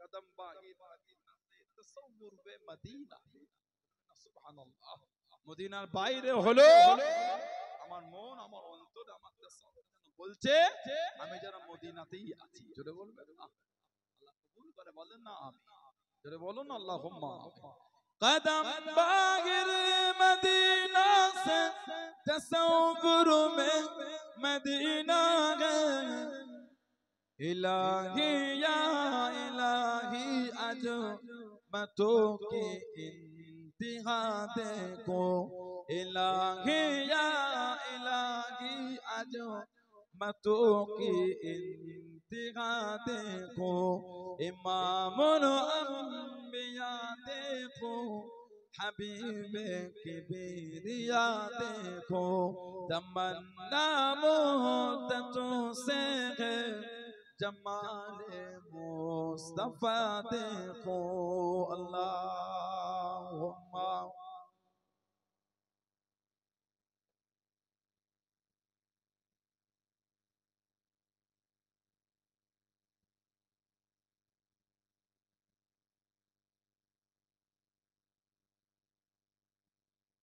আমার ভাইয়েরা, বাপদানেরা, ছেলেরা, যুবক, মায়েরা, বোনেরা, মেয়েরা, মহিলারা ভালো হন, পরিবর্তন হন, শরীয়তের মধ্যে আসুন। মোট কবরে আপনাকে আমাকে যেতে হবেই হবে। সেদিন আল্লাহর দরবারে কি মুখ দেখাবো? আল্লাহর সামনে কোন মুখে উঠে দাঁড়াবো? ভালো হন। যারা মেনেছে, যারা মেনে চলেছে, তাদের থেকে শিক্ষা না, মানার মতো মেনেছে আল্লাহর ওলি, আল্লাহ পাকের নেক বান্দা হযরতে খাজা কুতুবউদ্দিন বখতিয়ার কাকি রহমাতুল্লাহ। জোরে বলুন না সুবহানাল্লাহ। আরে কি জোরে বলা গেল না? আল্লাহ পাক জানাকে এত আলা দরজা দিয়েছে। ওনার খলিফা ছিলেন হযরতে ফরিদউদ্দিন গঞ্জি শকর রহমাতুল্লাহ। জানার খলিফা হযরতে নিজামউদ্দিন আউলিয়া রহমাতুল্লাহ। সুবহানাল্লাহ বলবেন না? খাজা কুতুবউদ্দিন বখতিয়ার কাকি হুজুরের পীর ছিলেন হযরতে খাজা মুঈনুদ্দিন চিশতি আজমিরি সিনজারি রহমাতুল্লাহ। বলুন না সুবহানাল্লাহ। তার পীর হযরতে খাজা উসমান হারুনি রহমাতুল্লাহ। ওনার পীর হযরতে খাজা শাহ শরীফ জিন্দানি রহমাতুল্লাহ। যদি বলুন না সুবহানাল্লাহ। খাজা কুতুবউদ্দিন বখতিয়ার কাকি হুজুরের প্রধান খাদেম ছিলেন হযরতে বাদশাহ শামসুদ্দিন আলতামাশ রহমাতুল্লাহ। বলুন না সুবহানাল্লাহ। জানাকে আল্লাহ দিল্লির সালতানাত আল্লাহ দিয়েছেন শামসুদ্দিন আলতামাশ। জ্ঞান হওয়া থেকে নিয়ে 5 ওয়াক্ত নামাজ তাকবীরে উলার সাথে আদায় করতে, যেটা বললেন। আর তাহাজ্জুদের নামাজ ওটাও ওনার পাঁচ ছিল। সুবহানাল্লাহ বলবেন। খাজা কুতুবউদ্দিন বখতিয়ার কাকি হুজুর ইন্তেকালের আগে ওসিয়াত করেছিলেন যে আমার জানাজার নামাজ পড়াবে, তার 5 ওয়াক্ত নামাজ তাকবীরে উলার সাথে জানা আদায়, আর জীবনও নামাজ কাজা, আর তাহাজ্জুদের নামাজটা তার বাদ নাই। লাশ রাখা আছে, কারো যুররাত হচ্ছে না ইমামের জায়গায় দাঁড়িয়ে ইমামতি করতে। হযরতে খাজা কুতুবউদ্দিন বখতিয়ার কাকি হুজুরের লাশ পড়েই আছে, ইমামের জায়গায় কেউ যাচ্ছে না। হাজার হাজার হযরতে বাদশাহ শামসুদ্দিন আলতামাশ রাহমাতুল্লাহ টুক টুক টুক টুক করে এগিয়ে যাচ্ছেন আর বলছেন, হুজুর বিদায় বেলায় প্রকাশ করে গেলে, হুজুর বিদায় বেলায় আমাকে লোকের কাছে জাহির করে দিলেন। বাদশাহ শামসুদ্দিন আলতামাশ তাহাজ্জুদটা বাদ দিতেন। একটা দেশের বাদশার যদি আমল এই অবস্থা হয়, সেই জামানার ওলিগুলোর অবস্থা কি ছিল? একটা দেশের বাদশার যদি আমল এই হয়, সেই জামানা ওলিদের আমলটা কত আলাদা ছিল। বাদশার আমল যদি এই হয়, এখন তো আলেম ওলামারাও তাহাজ্জুদ করতে চায়। এখন অনেক বক্তা আছে নামাজ পড়ে না, নামাজ কি পড়ে না। আল্লাহ মাফ করেন, লা হাওলা ওয়ালা কুওয়াতা ইল্লা বিল্লাহ। আল্লাহ তাদের সুবুদ্ধি দান, বলেন আমিন। বলেন আল্লাহুম্মা আমিন। নামাজ পড়েন না, ওয়াজ পড়ছেন, আল্লাহর আদালতে মুখ দেখাতে পারবে তো? নামাজ পড়ো না, অন্যকে নামাজের গল্প শোনাও, অন্যকে নামাজের হুকুম বলো, অন্যকে নামাজের ঘটনা শোনাও, নিজেই তো নামাজ পড়ো। পরিবর্তনটা কম হয়ে গেছে, বলার লোক বেশি, মানার লোকটা কম। বলার লোক বেশি, মানার লোক কম হয়ে গেছে। মাইক পেয়েছে বলে চলে গেল, আমলটা করবে কে? আল্লাহর আদালতে মুখ দেখাতে পারবে তো? আলেম ওলামাদের চরিত্র এত সুন্দর হবে, পাঁচটা সাধারণ লোক থেকে পরিবর্তন হবে। আলেম ওলামাদের আমল এত বেশি হবে, পাঁচটা সাধারণ লোক থেকে তাদের আমল করতে মনে একটা আগ্রহ তৈরি হবে। এজন্যই তো আমাদের সোহবতে আসতে দেয়, এজন্যই তো আলেমদের কাছে বসে শুধু অশুনতে না, অদর্শনে এবং আলেমের চরিত্র দেখে, জানাকে দেখে নিজের মতো কিছুটা রূপ দিতে হবে। আল্লাহ পাক এগুলো আমাদের সকলকে বোঝার তৌফিক দেন, বলেন আমিন। বলেন আল্লাহুম্মা। বাদশাহ শামসুদ্দিন আলতামাশ রহমান দিল্লির সালতানাত চালাচ্ছে, দিল্লির বাদশাহিত্ব করছে, রাজ দরবারে আছে, রাজ দরবারের বাইরে একটা মহিলা মেয়ের কান্নার আওয়াজ শোনা যাচ্ছে। মেয়ে হুজুর লোক পাঠালে দাও তো, কি কাঁদে দেখো। রাজ দরবার থেকে দেখে মেয়ে কাঁদছে, কোলে বাচ্চা নিয়ে কাঁদছে। ঠিক এই মেয়ে কি হচ্ছে? না আমার সব ইজ্জত নষ্ট করে দিয়েছে, আমার ইজ্জত নষ্ট করেছে, সম্পর্ক করেছে, এই বাচ্চা হয়েছে আর আমাকে নিচ্ছে। মেয়েটাকে দরবারে গেলেন বাদশা শামসুদ্দিন আলতামাশ রাহমাতুল্লাহ সামনে। এই মেয়ে কে তুমি, কি হয়েছে? আদো নামারি নষ্ট করেছে, আমার সাথে সম্পর্ক করেছে, জিনা করেছে, এই আওলাদ এই সন্তান দুনিয়া এসেছে, এখন আর আমাকে নিতে চাইছে। কে তোমার সাথে সম্পর্ক করলো? মেয়েটা জবাব দিচ্ছে, নাম বলবো শোনার ক্ষমতা নাই, নাম বলবো কোন বিচার হবে না, কোন বিচার। তম্বি করে বলে বলো। মেয়েটা জবাব দিচ্ছে, এই বাচ্চা আপনার পীর খাজা কুতুবউদ্দিন বখতিয়ার কাকি হুজুরের বাচ্চা। বলুন নাউজুবিল্লাহ। বলা কেন না আস্তাগফিরুল্লাহ। গোটা দিল্লি রাজদরবার থমথম হবে। এই কি বলছো তুমি জানো? তুমি কার নামে তোহমত দাও জানো? ওই বললাম শোনার ক্ষমতা নাই, শুনতে পারবেন না। বললাম থাকি দুজন মুনাফিক টুপিওয়ালা দাড়িওয়ালা উঠে দাঁড়িয়ে, হ্যাঁ হ্যাঁ দেখেছি দেখেছি, তাহাজ্জুদের সময় ওই বাড়ির পেছন থেকে ওনাকে ঢুকতে দেখেছি। বলুন নাউজুবিল্লাহ। যদি বললেন না বাড়ির পিছন থেকে। আল্লাহর ওলির কাছে খবর পৌঁছে গেল। ও যুবকেরা, আল্লাহর ওলি হযরত খাজা কুতুবউদ্দিন বখতিয়ার কাকি রহমাতুল্লাহ আলাইহি দিল্লি রাজ দরবারে চলে গেলেন। সবাই উঠে দাঁড়িয়ে পড়ে, সবাই সম্মানে দাঁড়িয়ে পড়ে, চোখ ভরা পানিলে কেঁদে কেঁদে দাঁড়িয়ে রে। আজকে দাঁড়ানো লাগবে না, আজকে ওঠা লাগবে না, আজকে আমি পীর হিসাবে আসি না, আজকে আমি আসামি হিসাবে এসেছি। আজকে আমাকে সম্মান দিতে হবে না। আজকে আমি দিল্লি দরবারে পীর হিসাবে আসি না, আজকে আমি আসামি হিসাবে পৌঁছেছি। বসে যাও। আজকে আমাকে দেখে তো আনন্দ লাগে। সব বসে গেল। আল্লাহর ওলি টুক টুক টুক টুক করে মেয়েটাকে, এই মেয়ে কে তুমি? আমি তো তোমায় চিনিও না, আমার নামে তোহমত দাও, ইলজাম দাও, তুমি চেনো? সম্পর্ক করেছেন, জিনা করেছেন, এই আওলাদ এখন অস্বীকার। সাক্ষী হ্যাঁ হ্যাঁ আমরা জানি, আমরা দেখেছি। তাহাজ্জুদের সময় এই মেয়ের বাড়ির পিছন দিক দিয়ে আপনি ঢুকতেন, আমরা দেখেছি। বলুন নাউজুবিল্লাহ। জোরে বলুন আস্তাগফিরুল্লাহ। ঝরঝর করে কাঁদছে, চোখ ভরা পানি রে। রাজ দরবার থেকে পার হয়ে হুজুরের খাদেম বলে, হুজুর ঘোড়া দুটো ওঠে টেনে টেনে নিয়ে যায়। হুজুর বলে, আজকে হেঁটে হেঁটে দিল্লি ঘুরবো। টুক টুক টুক টুক করে হেঁটে হেঁটে যেতে যেতে বেশ কিছুটা গিয়ে আজমির শরীফের দিকে মুখ করে কাঁদছে, বলছে, হুজুর আমি কুতুবউদ্দিন লাওয়ারিস না, আমি কুতুবউদ্দিন, আমি লাওয়ারিস না, আপনি আমার পীর, আপনি হায়াতে এই বিচারটা কিন্তু আপনাকেই করতে হবে। আমি জমিদারের ছেলে, আপনি আমাকে যা বলেছেন তাই শুনেছি। আজকে আমার নামে এই তোহমত, আজকে আমার নামে এই ইলজাম, হুজুর বিচার কিন্তু আপনাকেই করতে হবে। এর বিচার আপনাকেই করতে, আপনি আমার পীর হায়াত। হুজুর আমার ঈশান নামাজ পড়ে ঘুমিয়ে গেলেন। ও যুবকেরা, আল্লাহ পাকের হুকুমে ঘুমের মধ্যে স্বপ্নের মধ্যে দেখে গরিবে নওয়াজ খাজা মাইনুদ্দিন চিশতি আজমিরি সঞ্জারি রহমাতুল্লাহ আলাইহি স্বপ্নের মধ্যে জানিয়ে দেন, খবরের মধ্যে জানিয়ে দেন, ও বাবা কুতুবউদ্দিন, আমি তোমার বিচারে আসবো বাবা, আমি তোমার বিচারে থাকবো বাবা। 3 দিনের সময় দিয়ে দেন। ফজরের আযান হয়ে গেল, ফজরের নামাজ পড়ে দিল্লি রাজ দরবারে চলে গেলেন।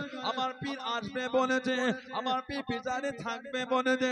লোকেরা জানিয়ে দিল, ও খাজা কুতুবুদ্দিন বখতিয়া কাকি রহমাতুল্লাহ আলাইহি রুহানি কথা বলবেন না, রুহানি কথা শোনাবেন না। সাক্ষী থাকলে পেশ করেন, সাক্ষী থাকলে হাজির করেন, সাক্ষী থাকলে পেশ করেন। আল্লাহর ওলি জানিয়ে দেন, আমার পীর বলেছে 3 দিনের সময় নিতে বলে দেন। বাদশা শামসুদ্দিন আল-তামাশ রহমাতুল্লাহ জানিয়ে দেন 3 দিনের সময় দেয়া হলো। 3 দিনের জন্য বিচারটাকে স্থগিত রাখা হলো। হুজুর আমার বাড়ি চলে গেলেন। রাত দিন আসে, 3টা রাত আসে, রাত দিন আসে, 3টা রাত আসে।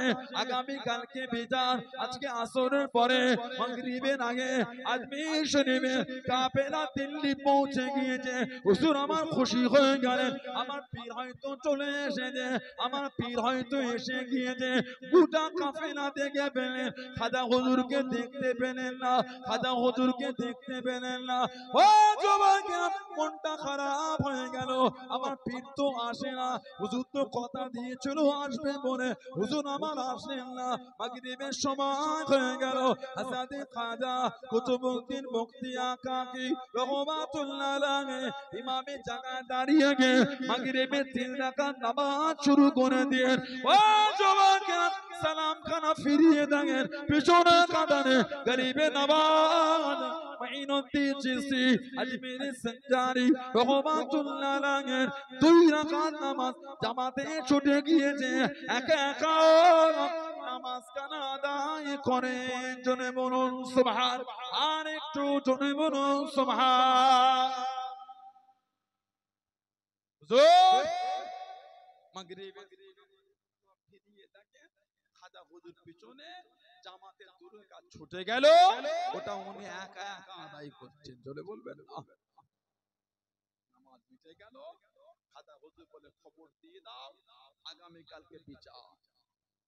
রাজ দরবারে খবর পৌঁছে গেল, পীর এসে গেছে। ঈশার নামাজ পড়ে খাজা কুতুবউদ্দিন বখতিয়ার কাকি রহমাতুল্লাহ, খাজা গরিবে নওয়াজ রহমাতুল্লাহকে নিয়ে রুমের মধ্যে গেলেন। ঘরের মধ্যে হুজুর আর সারা রাত পীরের কদমের কাছে বসে কাঁদছে। হুজুর, এই বয়সে এগুলি আর ভালো লাগে না, এই বয়সে এগুলি আর ভালো লাগে না। চুল দাড়ি সাদা হয়ে গেল, হুজুর জিনা তোহমত। হুজুর আর খাজা হুজুর তম্বি, এই তোমার ইজ্জত বেশি না, হযরত নবী ইউসুফ আলাইহিস সালামের ইজ্জত বেশি। হুজুর ইউসুফ আলাইহিস সালাম, তুমি জানো না ইউসুফ আলাইহিস সালামের নামে জিনা তোহমত? তোমার ইজ্জত বেশি না মা আয়েশা রাদিয়াল্লাহু আনহার ইজ্জত। হুজুর মা আয়েশা রাদিয়াল্লাহু আনহার ইজ্জত, তুমি জানো না মায়ের নামে জিনা তোহমত? খাজা কুতুবউদ্দিন বখতিয়ার কাকি হুজুর চুপ করে ফজরের নামাজ পড়ে খাজা হুজুর খলিফাকে নিয়ে লাঠি ঠুকতে ঠুকতে দিল্লি রাজ দরবারে পৌঁছে গেলেন। খাজা বললে বিচার শুরু করো, বিচার শুরু করো। মহিলা দাঁড়িয়ে বলে আমার সাথে সম্পর্ক করেছে, জিনা করেছে, এই আওলাদ আর আমাকে নিচ্ছে না, আর আমাকে নেয় না, আমার জীবন নষ্ট হয়ে গেল। সাক্ষী দুজন উঠেছে। খাজা হুজুর বলে, এই তোমরা আমার কুতুবউদ্দিনকে চেনো? ওর বিরুদ্ধে চেনো? জবান থেকে আর কথা বার হয় না। বাদশা শামসুদ্দিন আল-তামাশ রাহমাতুল্লাহ বলছেন, মিথ্যা সাক্ষী শাস্তি বলেও তো মিথ্যা মাথা হ্যাঁ দেখেছি তাহাজ্জুদের সময় ওই মেয়েটার বাড়ির পিছন থেকে খাজা কুতুবউদ্দিন বখতিয়া কাকি হুজুরকে প্রবেশ করতে দেখেছি। বলুন নাউযুবিল্লাহ, জোরে বলুন আস্তাগফিরুল্লাহ। মিটে গেল। খাজা হুজুর উঠে দাঁড়িয়ে গেলেন, টুক টুক টুক টুক করে মেয়েটার সামনে গিয়ে দাঁড়ায়, এই মেয়ে তুমি আমার কুতুবউদ্দিনকে চেনো? তুমি আমার কুতুবউদ্দিনকে জানো? লোকেরা বলছে নরম কথা বলে মন কলাবে না, সাক্ষী কই? সাক্ষী খাজা গরিবে নওয়াজ সিজদায় পড়ে গেলেন। ও যুবকেরা, ও আমার মুরব্বি বাপ জানেরাম, মায়েরা, বোনেরা, মহিলা, জার জার হয়ে কাঁদেন, চোখের পানি ফেলে ফেলে কাঁদেন। ও রব্বিল্লাহ পাক, আমার কুতুবউদ্দিনের কোনো সাক্ষী নাই, আমার কুতুবউদ্দিনের কোনো সাক্ষী নাই। আল্লাহ পাক, আপনি আমার কুতুবউদ্দিনের সাক্ষী, আমার কুতুবউদ্দিনকে তো আপনি জানেন। ও রব্বিল্লাহ পাক, আমার কুতুবউদ্দিন তো জিনা করে না, আমার কুতুবউদ্দিন এটা করে না। ও রব্বিল্লাহ পাক, বনি ইসরাইলের জামানার নবীর জন্য মাসুম বাচ্চা সাক্ষী হয়েছিল, মাসুম ছেলে সাক্ষী হয়েছিল। আল্লাহ পাক, আজকে দিনে থেকে আপনার হুকুমে এই বাচ্চাটা কি সাক্ষী হতে পারে না? আমার কুতুবউদ্দিনের জন্য এই মাসুম বাচ্চা কি সাক্ষী হতে পারে না? আল্লাহর ওলি সিজদা থেকে মাথাটা উঠিয়ে নে কাঁদতে কাঁদতে বাচ্চাটার কাছে চলে গেলেন, বাচ্চাটার সামনে গিয়ে দাঁড়িয়ে গেলেন। ও বাবা ছেলে, বলো বলো, তোমার বাপকে বাবা, তোমার পিতাকে বাবা। লোকেরা বলে উঠলো, মাসুম বাচ্চা কি কথা বলে, বাচ্চা ছেলে কি কথা বলে? হুজুর আমার জানিয়ে দিন, ইন্নাল্লাহা আলা কুল্লি শাইইন কাদির, ইন্নাল্লাহা আলা কুল্লি শাইইন কাদির। ও বাবা ছেলে, বলো বলো, আল্লাহ পাকের হুকুমে বলো বলো, তোমার বাপকে বাবা, তোমার পিতাকে বাবা, তোমার বাপকে বাবা। ও যুবকেরা, আল্লাহ পাকের হুকুমে বাচ্চা ছেলে জবান খুলে গেল, আল্লাহ পাকের হুকুমে সাক্ষী দিয়ে দিল। আল্লাহর ওলি আমার পিতা খাজা কুতুবউদ্দিন বখতিয়ার কাকি নয়, আমার পিতা হলো ওই যে দূরে বসা অমুক দলের নেতা, অমুক দলের সরদার। আমার পিতা আল্লাহর ওলি খাজা কুতুবউদ্দিন বখতিয়ার কাকি নয়। জনে বলুন সুবহান, আর একটু জনে বলুন সুবহান। হুজুর, আমার পিতা খাজা কুতুবউদ্দিন বখতিয়ার কাকি নয়, ওই যে দূরে বসা অমুক দলের নেতা, ওই দলের সরদার। আর আপনার এই রাজ দরবারে যে কাজী আছে, কাজী, সেও এই নোংরা কর্মের মধ্যে জড়িত। আমার পিতা খাজা কুতুবউদ্দিন বখতিয়ার কাকি নয়। জোরে বলো, ভালোবাসায় বলা গেল না? খাজা গরিবে নওয়াজ হযরতে খাজা কুতুবউদ্দিন বখতিয়ার কাকি রহমাতুল্লাহ হাতটা ধরে কাঁদতে কাঁদতে দিল্লি রাজ দরবার থেকে বার করে নিয়ে চলে যাচ্ছে। হুজুর বার করে নিয়ে চলে যাচ্ছে। আলেম ওলামা আল্লাহ ওয়ালার সামনে দাঁড়িয়ে, হুজুর কোথায় যান? কিছু তো বলেন, কোথায় যান? কিছু তো বলেন। হুজুর বলেন, যে বলা সে বলে, যে বলা সে বলে। কোথায় যান? আমি আমার কুতুবউদ্দিনকে আর দিল্লি রাখবো না, এর সম্মান তোমরা দিতে পারলে না, থেকে আমি নিয়ে আজমির শরীফে চলে যাচ্ছি। আলেম ওলামার আল্লাহ ওয়ালারা বলে, হুজুর আমাদের মুখের দিকে তাকিয়ে না দেখে গেল, হুজুর আল্লাহর নবীর দ্বীনের জন্য তো রেখে যাবে। খাজা হুজুর ওই যে কুতুবউদ্দিন বখতিয়ার কাকি হুজুরকে দেখে ওই যে গরিবে নওয়াজ আজমির শরীফে চলে গেলে, আর হুজুর দিল্লি কোনোদিন আসেন। এত আলা দরজা আল্লাহ দিয়েছেন, মাসুম বাচ্চাটাও সাক্ষী হয়ে গেছে। জোরে বল, আলেমকে জোরে বলা গেল না? আমাদের জীবনে দেখেন ভালোবাসা, মানা, প্রেম কাকে বলে? মানা আল্লাহ লইলে আমার আপনার জামানার মুজাদ্দিদ হযরতে আব্দুল্লাহিল মারুফ মুহাম্মদ আবু বকর সিদ্দিক দাদা পীর রহমাতুল্লাহ। জোরে বলো, আমাদের বাড়ির ছেলেরা সব দিন দিন কেমন হয়ে যাচ্ছে, নামাজ কালাম তো নাই নাই, সাথে সাথে নেশার মধ্যে ডুবে যাচ্ছে। কত রকমের নেশা ছেলেগুলো তাই করে, কিচ্ছু বাদ নাই। ছেলেগুলি কিছু বাদ নাই। লটারি তো আমাদের সমাজ এখন আম হয়ে গেছে, মদ শরাব আমাদের সমাজ এখন আম হয়ে গেছে। বলেন ঠিক ঠিক? আগে মানুষ একটু লুকিয়ে লাকিয়ে খেত, মানুষ আগে চুরি করে খেত, সামনে খেত না, বাড়ির ছাদে হোক বাইরে 10 কিলোমিটার 15 কিলোমিটার দূরে গিয়ে পান করে আসতো। এখন কোনো ব্যাপারই না, সবার সামনে বাজারে বসে খাচ্ছে। বলুন আস্তাগফিরুল্লাহ। মানে নোংরামি চরম সময় পৌঁছে গেছে, নোংরামি চরম সীমায় চলে গেছে।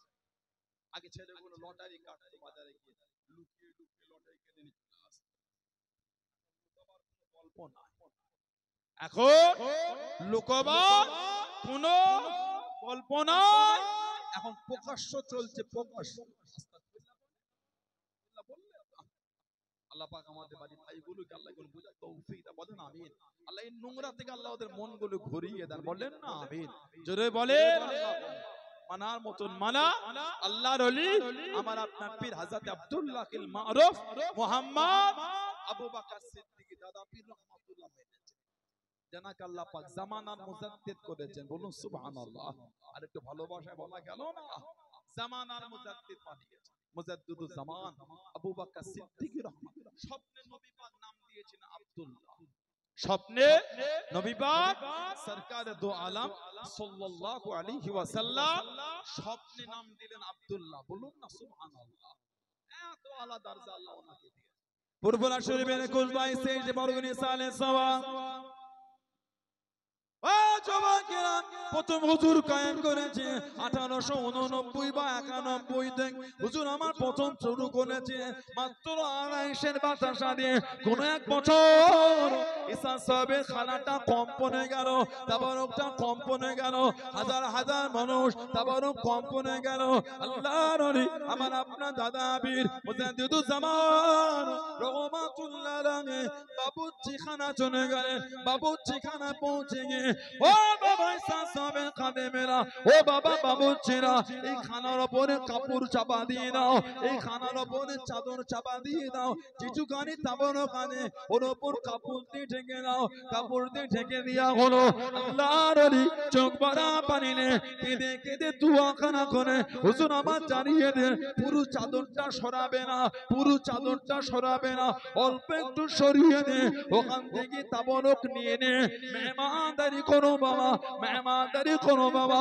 ও জওয়ানেরা, সমস্ত মানুষের মেহমানদারি হয়ে গে আল্লাহ পাকের হুকুমে খানা খানা বেঁচে গেল। জনে বলুন সুবহান, আর একটু জনে বলুন সুবহান।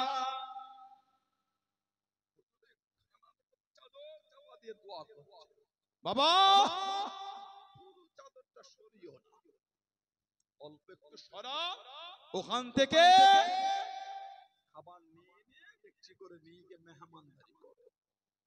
ওইখান থেকে নিয়ে নিয়ে মেহমানদারি করো, আল্লাহর হুকুম। সমস্ত মানুষের মেহমানদারি হয়ে গিয়ে খাবার আরো বেঁচে গেল। সেই মুজাদ্দিদুজ জামান আমাদের পীর ও মুর্শিদ দাদা পীর রহমাতুল্লাহ মানে না, মানে না, দাদা হুজুরকে ভালোবাসেন, নীতি ঠিক করে। কে মানে না মানে জানি না, আমি মানি।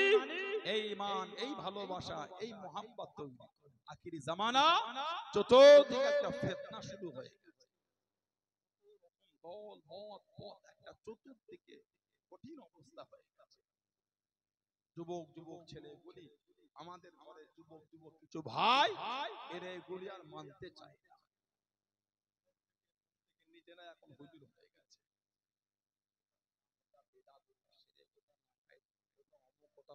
এখন নিজেরাই ফতোয়া দেয়।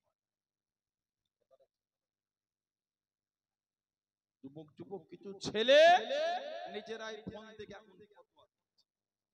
শরীরের দাম বেশি না ইমানের দাম বেশি? দাম বেশি না ইমানের?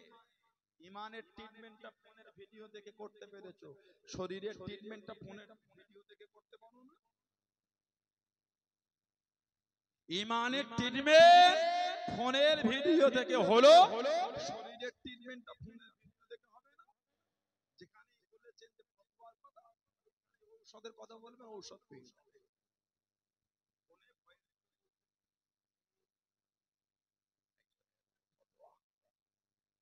ওই ওই পেরেছেন ওইখানে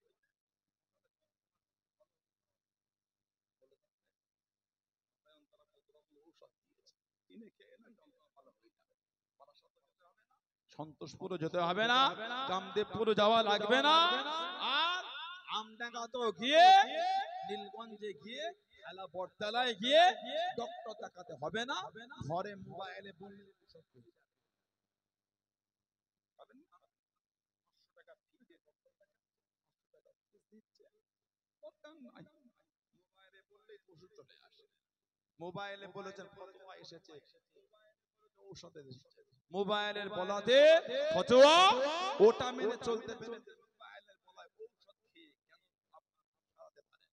ডক্টর দেখাচ্ছে, ডক্টর সুস্থ করার মালিক আল্লাহ, বুঝলেন? তাকে নিচ্ছেন ডক্টর দেখিয়ে, নিজেই কিনে না, এগুলো কিন্তু উচিত না। শরীয়তকে নিয়ে এইভাবে মাজাকটা কিন্তু ঠিক না। তিনটে ভিডিও দেখলে মুফতি হওয়া যায় না, হুজুর হওয়া যায় না, আলেম হওয়া যায় না। আপনি জানেন কত গভীর জ্ঞান রাখতে হয়। আপনি জানেন সবাই কিন্তু জজ হয় না,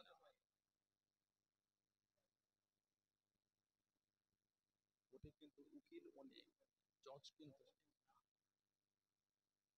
কোর্টে উকিল অনেক, জজ অনেক, সবাই জজ সাহেব হয় না, চিফ জাস্টিস সবাই হয় না, উকিল কিন্তু ভাবছেন সেটা তিনটে ভিডিও থেকে হুজুর হয়ে যাবেন, তো শরীয়ত তো মাজাকের জিনিস না, ইসলামটা এত মাজাক মনে করে। তিনটে ভিডিও দেখলে শরীয়ত সব জ্ঞান শিখে ফেলেছেন আপনি, অত সহজ। আল্লাহ আমাদের ফিতনা থেকে হেফাজত করে, বলেন আমিন। আল্লাহ আমাদের বাড়ির যুবকগণকে আল্লাহ বুঝার তৌফিক দাও, বলুন আল্লাহুম্মা আমিন। জোরে বলেন আল্লাহ। আল্লাহর ওলি আমার আপনার দাদা পীর মুজাদ্দিদুজ জামান হযরত আব্দুল্লাহিল মারুফ মুহাম্মদ আবু বকর সিদ্দিকী দাদা পীর রহমাতুল্লাহ, এত আলা দরজা আল্লাহ ওনাকে, হুজুরের আওলাদ কাইয়ুমে জামান আলা হযরত আব্দুল হাই সিদ্দিকী বড় হুজুর রহমাতুল্লাহ। তার নাম অসুস্থ, দাদা হুজুর মাঝে মাঝে বলতেন এটা হলো আমার আল্লাহ পাকের কাবা শরীফের গিলাফ ধরে দোয়া চাওয়া ছিল, বলুন না সুবহানাল্লাহ।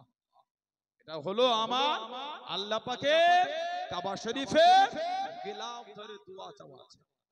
দাদা হুজুর প্রথম হজে গিয়েছিলেন 1310 করে কাবা শরীফের গিলাফ ধরে কেঁদে কেঁদে দোয়া করেছে, আল্লাহ আমার আওলাদ হয়, সন্তান হয়, সব ইন্তেকাল হয়ে যায়, একটা আওলাদ আল্লাহ আমাকে দেন।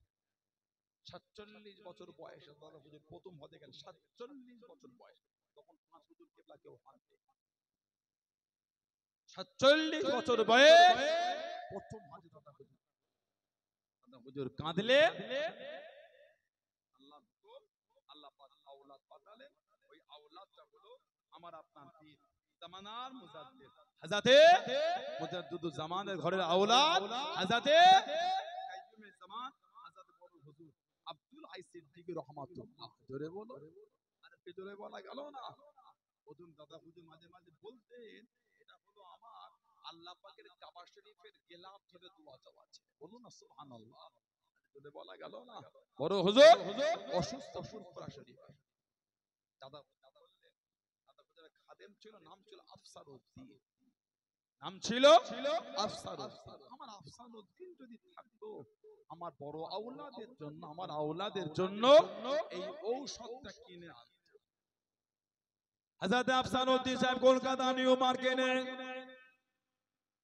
ও যুবকেরা, ও আমার মুনব্বী বাজানেরা, মায়েরা, বোনেরা, মগেরা, আল্লাহ নবী মুজাদ্দিদুজ জামান কলকাতা জমিনে নয়, হুজুর আমার ফুরফুরা শরীফে, হুজুর আমার জানিয়ে দেন আমার আফসারউদ্দিন যদি থাকতো আমার আওলাদের জন্য, আমার আব্দুল হাই রহমাতুল্লাহ আলাইহি অসুস্থ হয়ে গিয়েছে, বিমারে পড়ে গিয়েছে, এই ঔষধটা কিনে এনে দিত।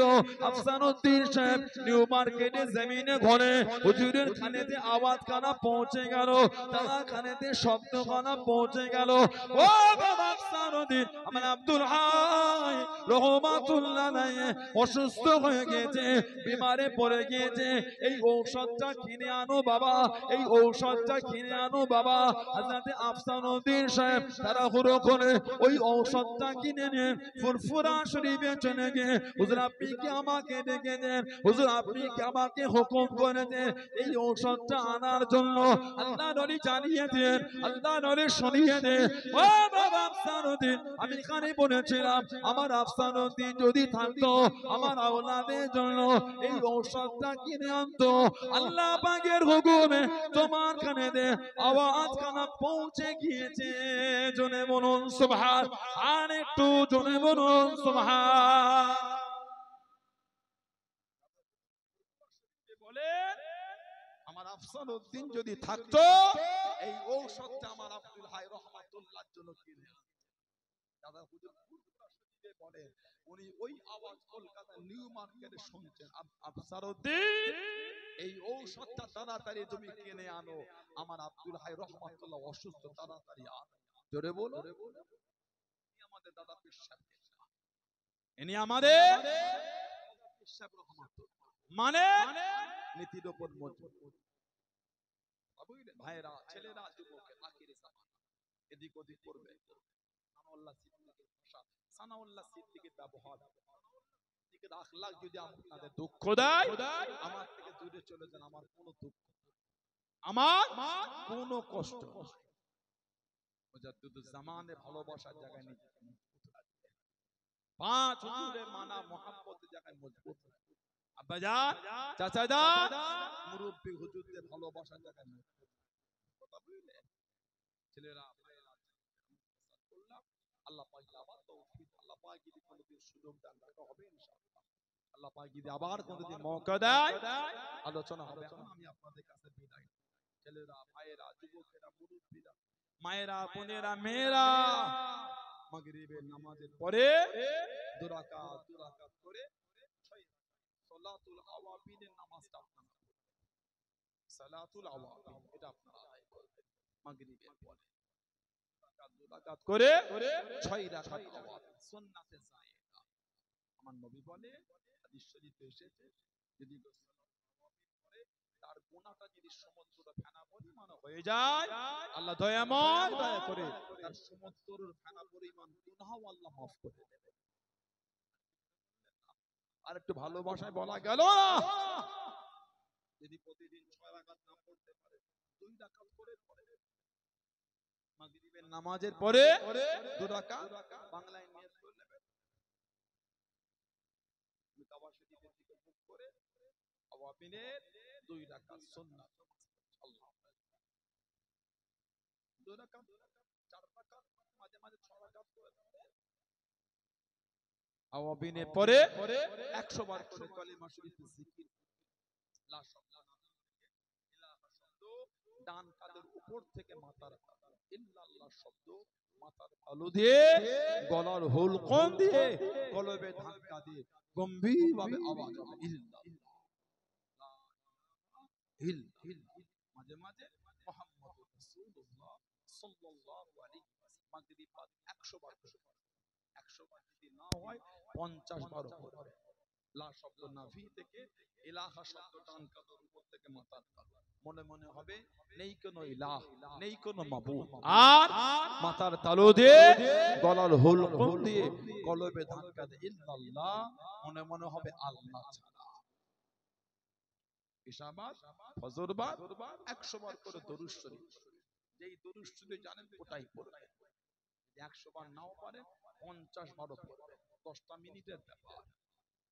ইশাবাদ ফজরবাদ 50 বার হলো দরুদ শরীফ। যেই দরুদ শরীফ সবথেকে ছোট্ট দরুদ শরীফ হলো সাল্লাল্লাহু আলাইহি ওয়াসাল্লাম, সাল্লাল্লাহু আলাইহি ওয়াসাল্লাম, সাল্লাল্লাহু আলাইহি ওয়াসাল্লাম, সাল্লাল্লাহু আলাইহি ওয়াসাল্লাম। এটা হলো সবথেকে ছোট্ট দরুদ।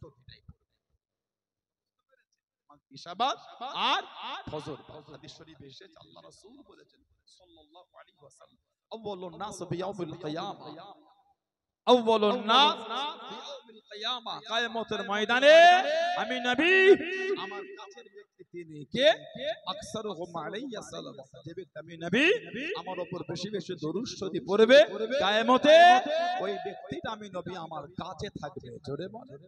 আর একটু ভালোবাসা বলা গেল না। ছেলেরা, ভাইয়েরা, যুবকেরা, মুরব্বীরা সব একটা করে গোল জামা করে নেবেন, কলার ছাড়া গোল গলা, এই ঘন্টি করবে আর এই নেট করবে, সব একটা করে গোল জামা করবে, কলার ছাড়া, কলার করবে না। জামার ঝুলটা হবে হাঁটুর নিচে আর পায়ের গিটের উপরে নিসফু সা। জুমার নামাজ, ওয়াক্তিয়ার নামাজ, জলসা মাহফিলে বসে বসা দিবে যান, সব গোল জামা করবে।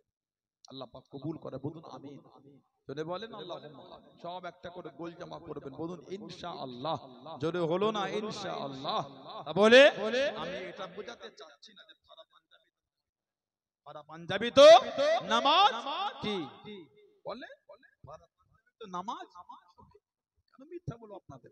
পারা পাঞ্জাবি তো নামাজ। লিবাসুত তাকওয়া বলে একটা বিষয় আছে, লিবাসুত তাকওয়া। এই জায়গাটা কিন্তু আলাদা, সুন্নাতের গুরুত্বটাই কিন্তু একটা আলাদা। সুবহানাল্লাহ বলে। ওই পোশাকে যা নামাজ হবে না, ট্যাক্সুট ট্রাউজার প্যান্ট পরে যায়, গেঞ্জি পরে, এই যে হাত গেঞ্জি রুকুতে গেলে গেঞ্জির নিচটা পিঠের কাছে উঠে যায়, চাপে ট্রাউজার ট্যাক্সুট প্যান্ট আর কোমরে থাকে না, চাপে চিতরে নেমে যায়। সিজদায় গেলে গেঞ্জির নিচটা পিঠে উঠে যায়, ট্রাউজার ট্যাক্সুট প্যান্ট চিতরে নেমে যায়, নামাজ হবে না। নামাজের জন্য ফরজ হলো জায়গাটা পাক হওয়া। নামাজের জন্য ফরজ কাপড়টা পাক হওয়া। নামাজের জন্য ফরজ সতরটা ঢাকা। বেসতর হলে নামাজ হবে না।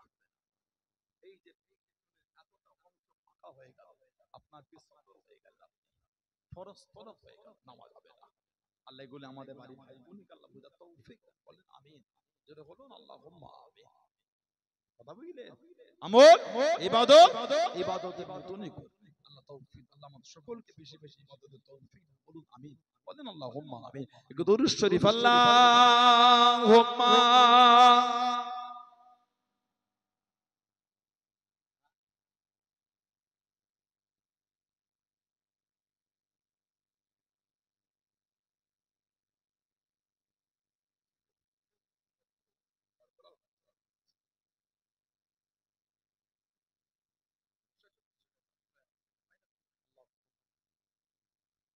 আল্লাহুম্মা সাল্লি আলা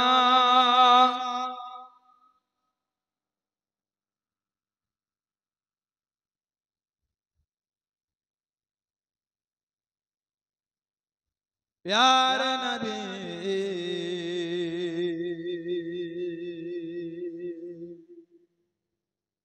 প্যারে নবী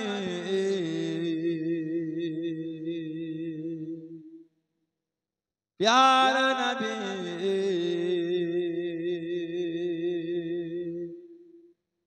প্যারে নবী चाँद जैसे वो नबी, चाँद से वाला नबी, चाँद जैसे वो नबी, चाँद से वाला नबी, तेरे प्यारे नाम पर हो जाऊं फिदा नबी, तेरे प्यारे नाम पर हो जाऊं फिदा नबी, प्यारे नबी प्यारे नबी प्यारे नबी प्यारे नबी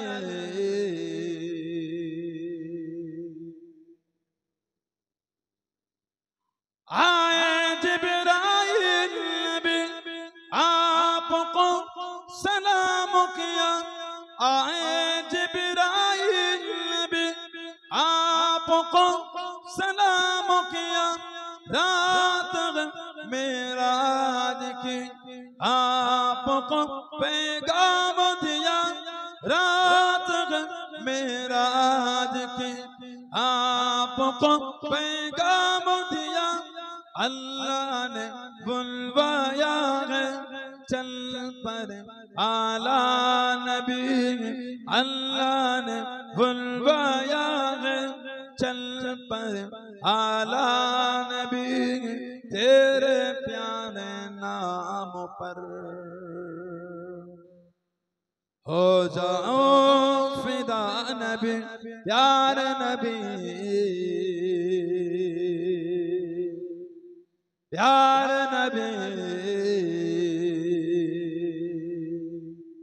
प्यारे नबी प्यारे नबी चाँद जैसे वो नबी चाँद से वाला नबी चाँद जैसे वो नबी चाँद से वाला नबी तेरे प्यारे नाम पर हो जाऊं फिदा नबी तेरे प्यारे नाम पर हो जाऊं फिदा नबी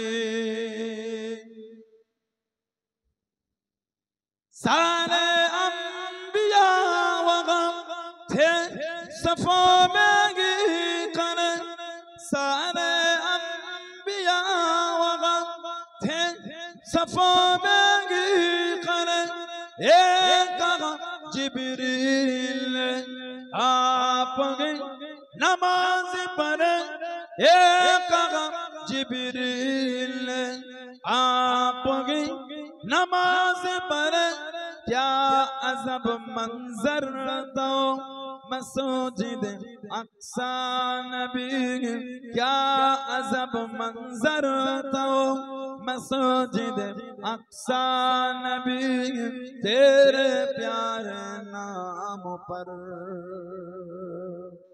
हो जाऊं फिदा नबी प्यारे नबी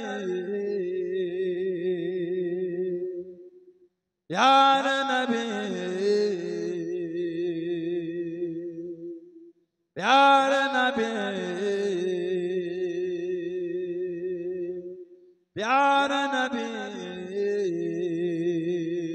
चाँद जैसे वो नबी चाँद से वाला नबी चाँद जैसे वो नबी चाँद से वाला नबी तेरे प्यारे नाम पर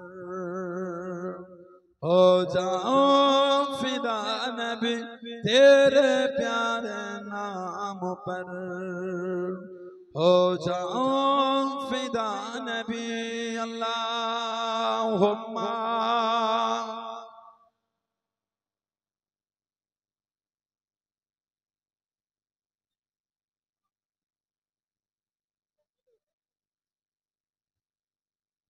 আমার ভাইয়েরা বাপজানেরা ছেলেরা যুবকেরা মায়েরা বোনেরা মেয়েরা মহিলারা ভালো হন শরীয়তের মধ্যে আসেন মন ভালো কাজ নিচের উপর মজবুত কথা বুঝলেন আর একটা মক্তব্য করা হয়েছে মক্তব্য আমি আছে আমার জুনায়েদ সিদ্দিকী ভাই আছে আমার আব্দুল কাদের সিদ্দিকী ভাই আছে আরো সব আলেম ওলামা হযরতরা আছে ফুরফুরা শরীফ মক্তব্য এই বোর্ড আপনার এলাকায় পরিচালনা করে বাচ্চাদের সুন্দর করে সিলেবাস করেছে আমরা সিলেবাস বাচ্চাদের প্রাথমিক সিলেবাস আরবি হরফ কোন শেখার জন্য এবং কিছু কিছু দোয়া শরীয়তের কিছু কিছু হুকুম যেগুলো একটা মানুষের জন্য জানাটা ফরজ আল্লাহ রাসূল বলেছেন তালাবুল ইলমি ফরিদাতুন আলা কুল্লি মুসলিম প্রত্যেক মুসলমানের জন্য ইলম শেখাটা হচ্ছে ফরজ এই যে ফরজ গোসলের বিবরণ ওযুর বিবরণ নামাজের বিবরণ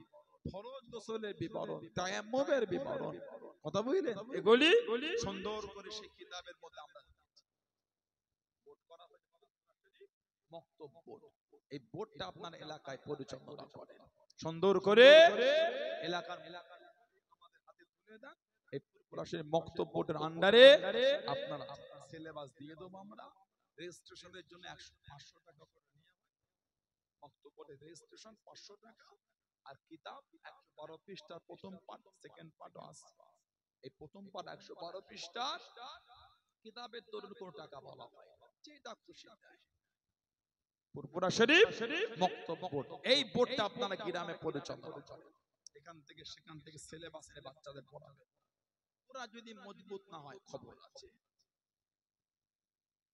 ভিত যদি মজবুত না হয় কি খবর আছে ভিতটা মজবুত করে ছেলেগুলোর জীবন ধ্বংস হয়ে যাচ্ছে যেখান থেকে সেখান থেকে কিতাব নিয়ে এসে পড়াচ্ছে, এটা সেটা ওটা ওটা, এক আকীদা এক রাস্তায় চলা মানুষ, ছেলেগুলো ভিন্ন দিকে ছুটছে। আপনার আব্বা, আপনার দাদু, আপনার চাচা, আপনার খালো, আপনার নানা আপনার হাতটা ধরে কিন্তু বলি আল্লাহর দরবারে নিয়ে গেছিলেন। পুরপুরা শরীফে দাদা হুজুরের দরবার চেয়ে নিয়েছে। আর আজকে যদি আপনার সেই সমস্ত জায়গাগুলো ছেড়ে ভিন্ন দিকে ছুটে, তাহলে বিকর কি হবে?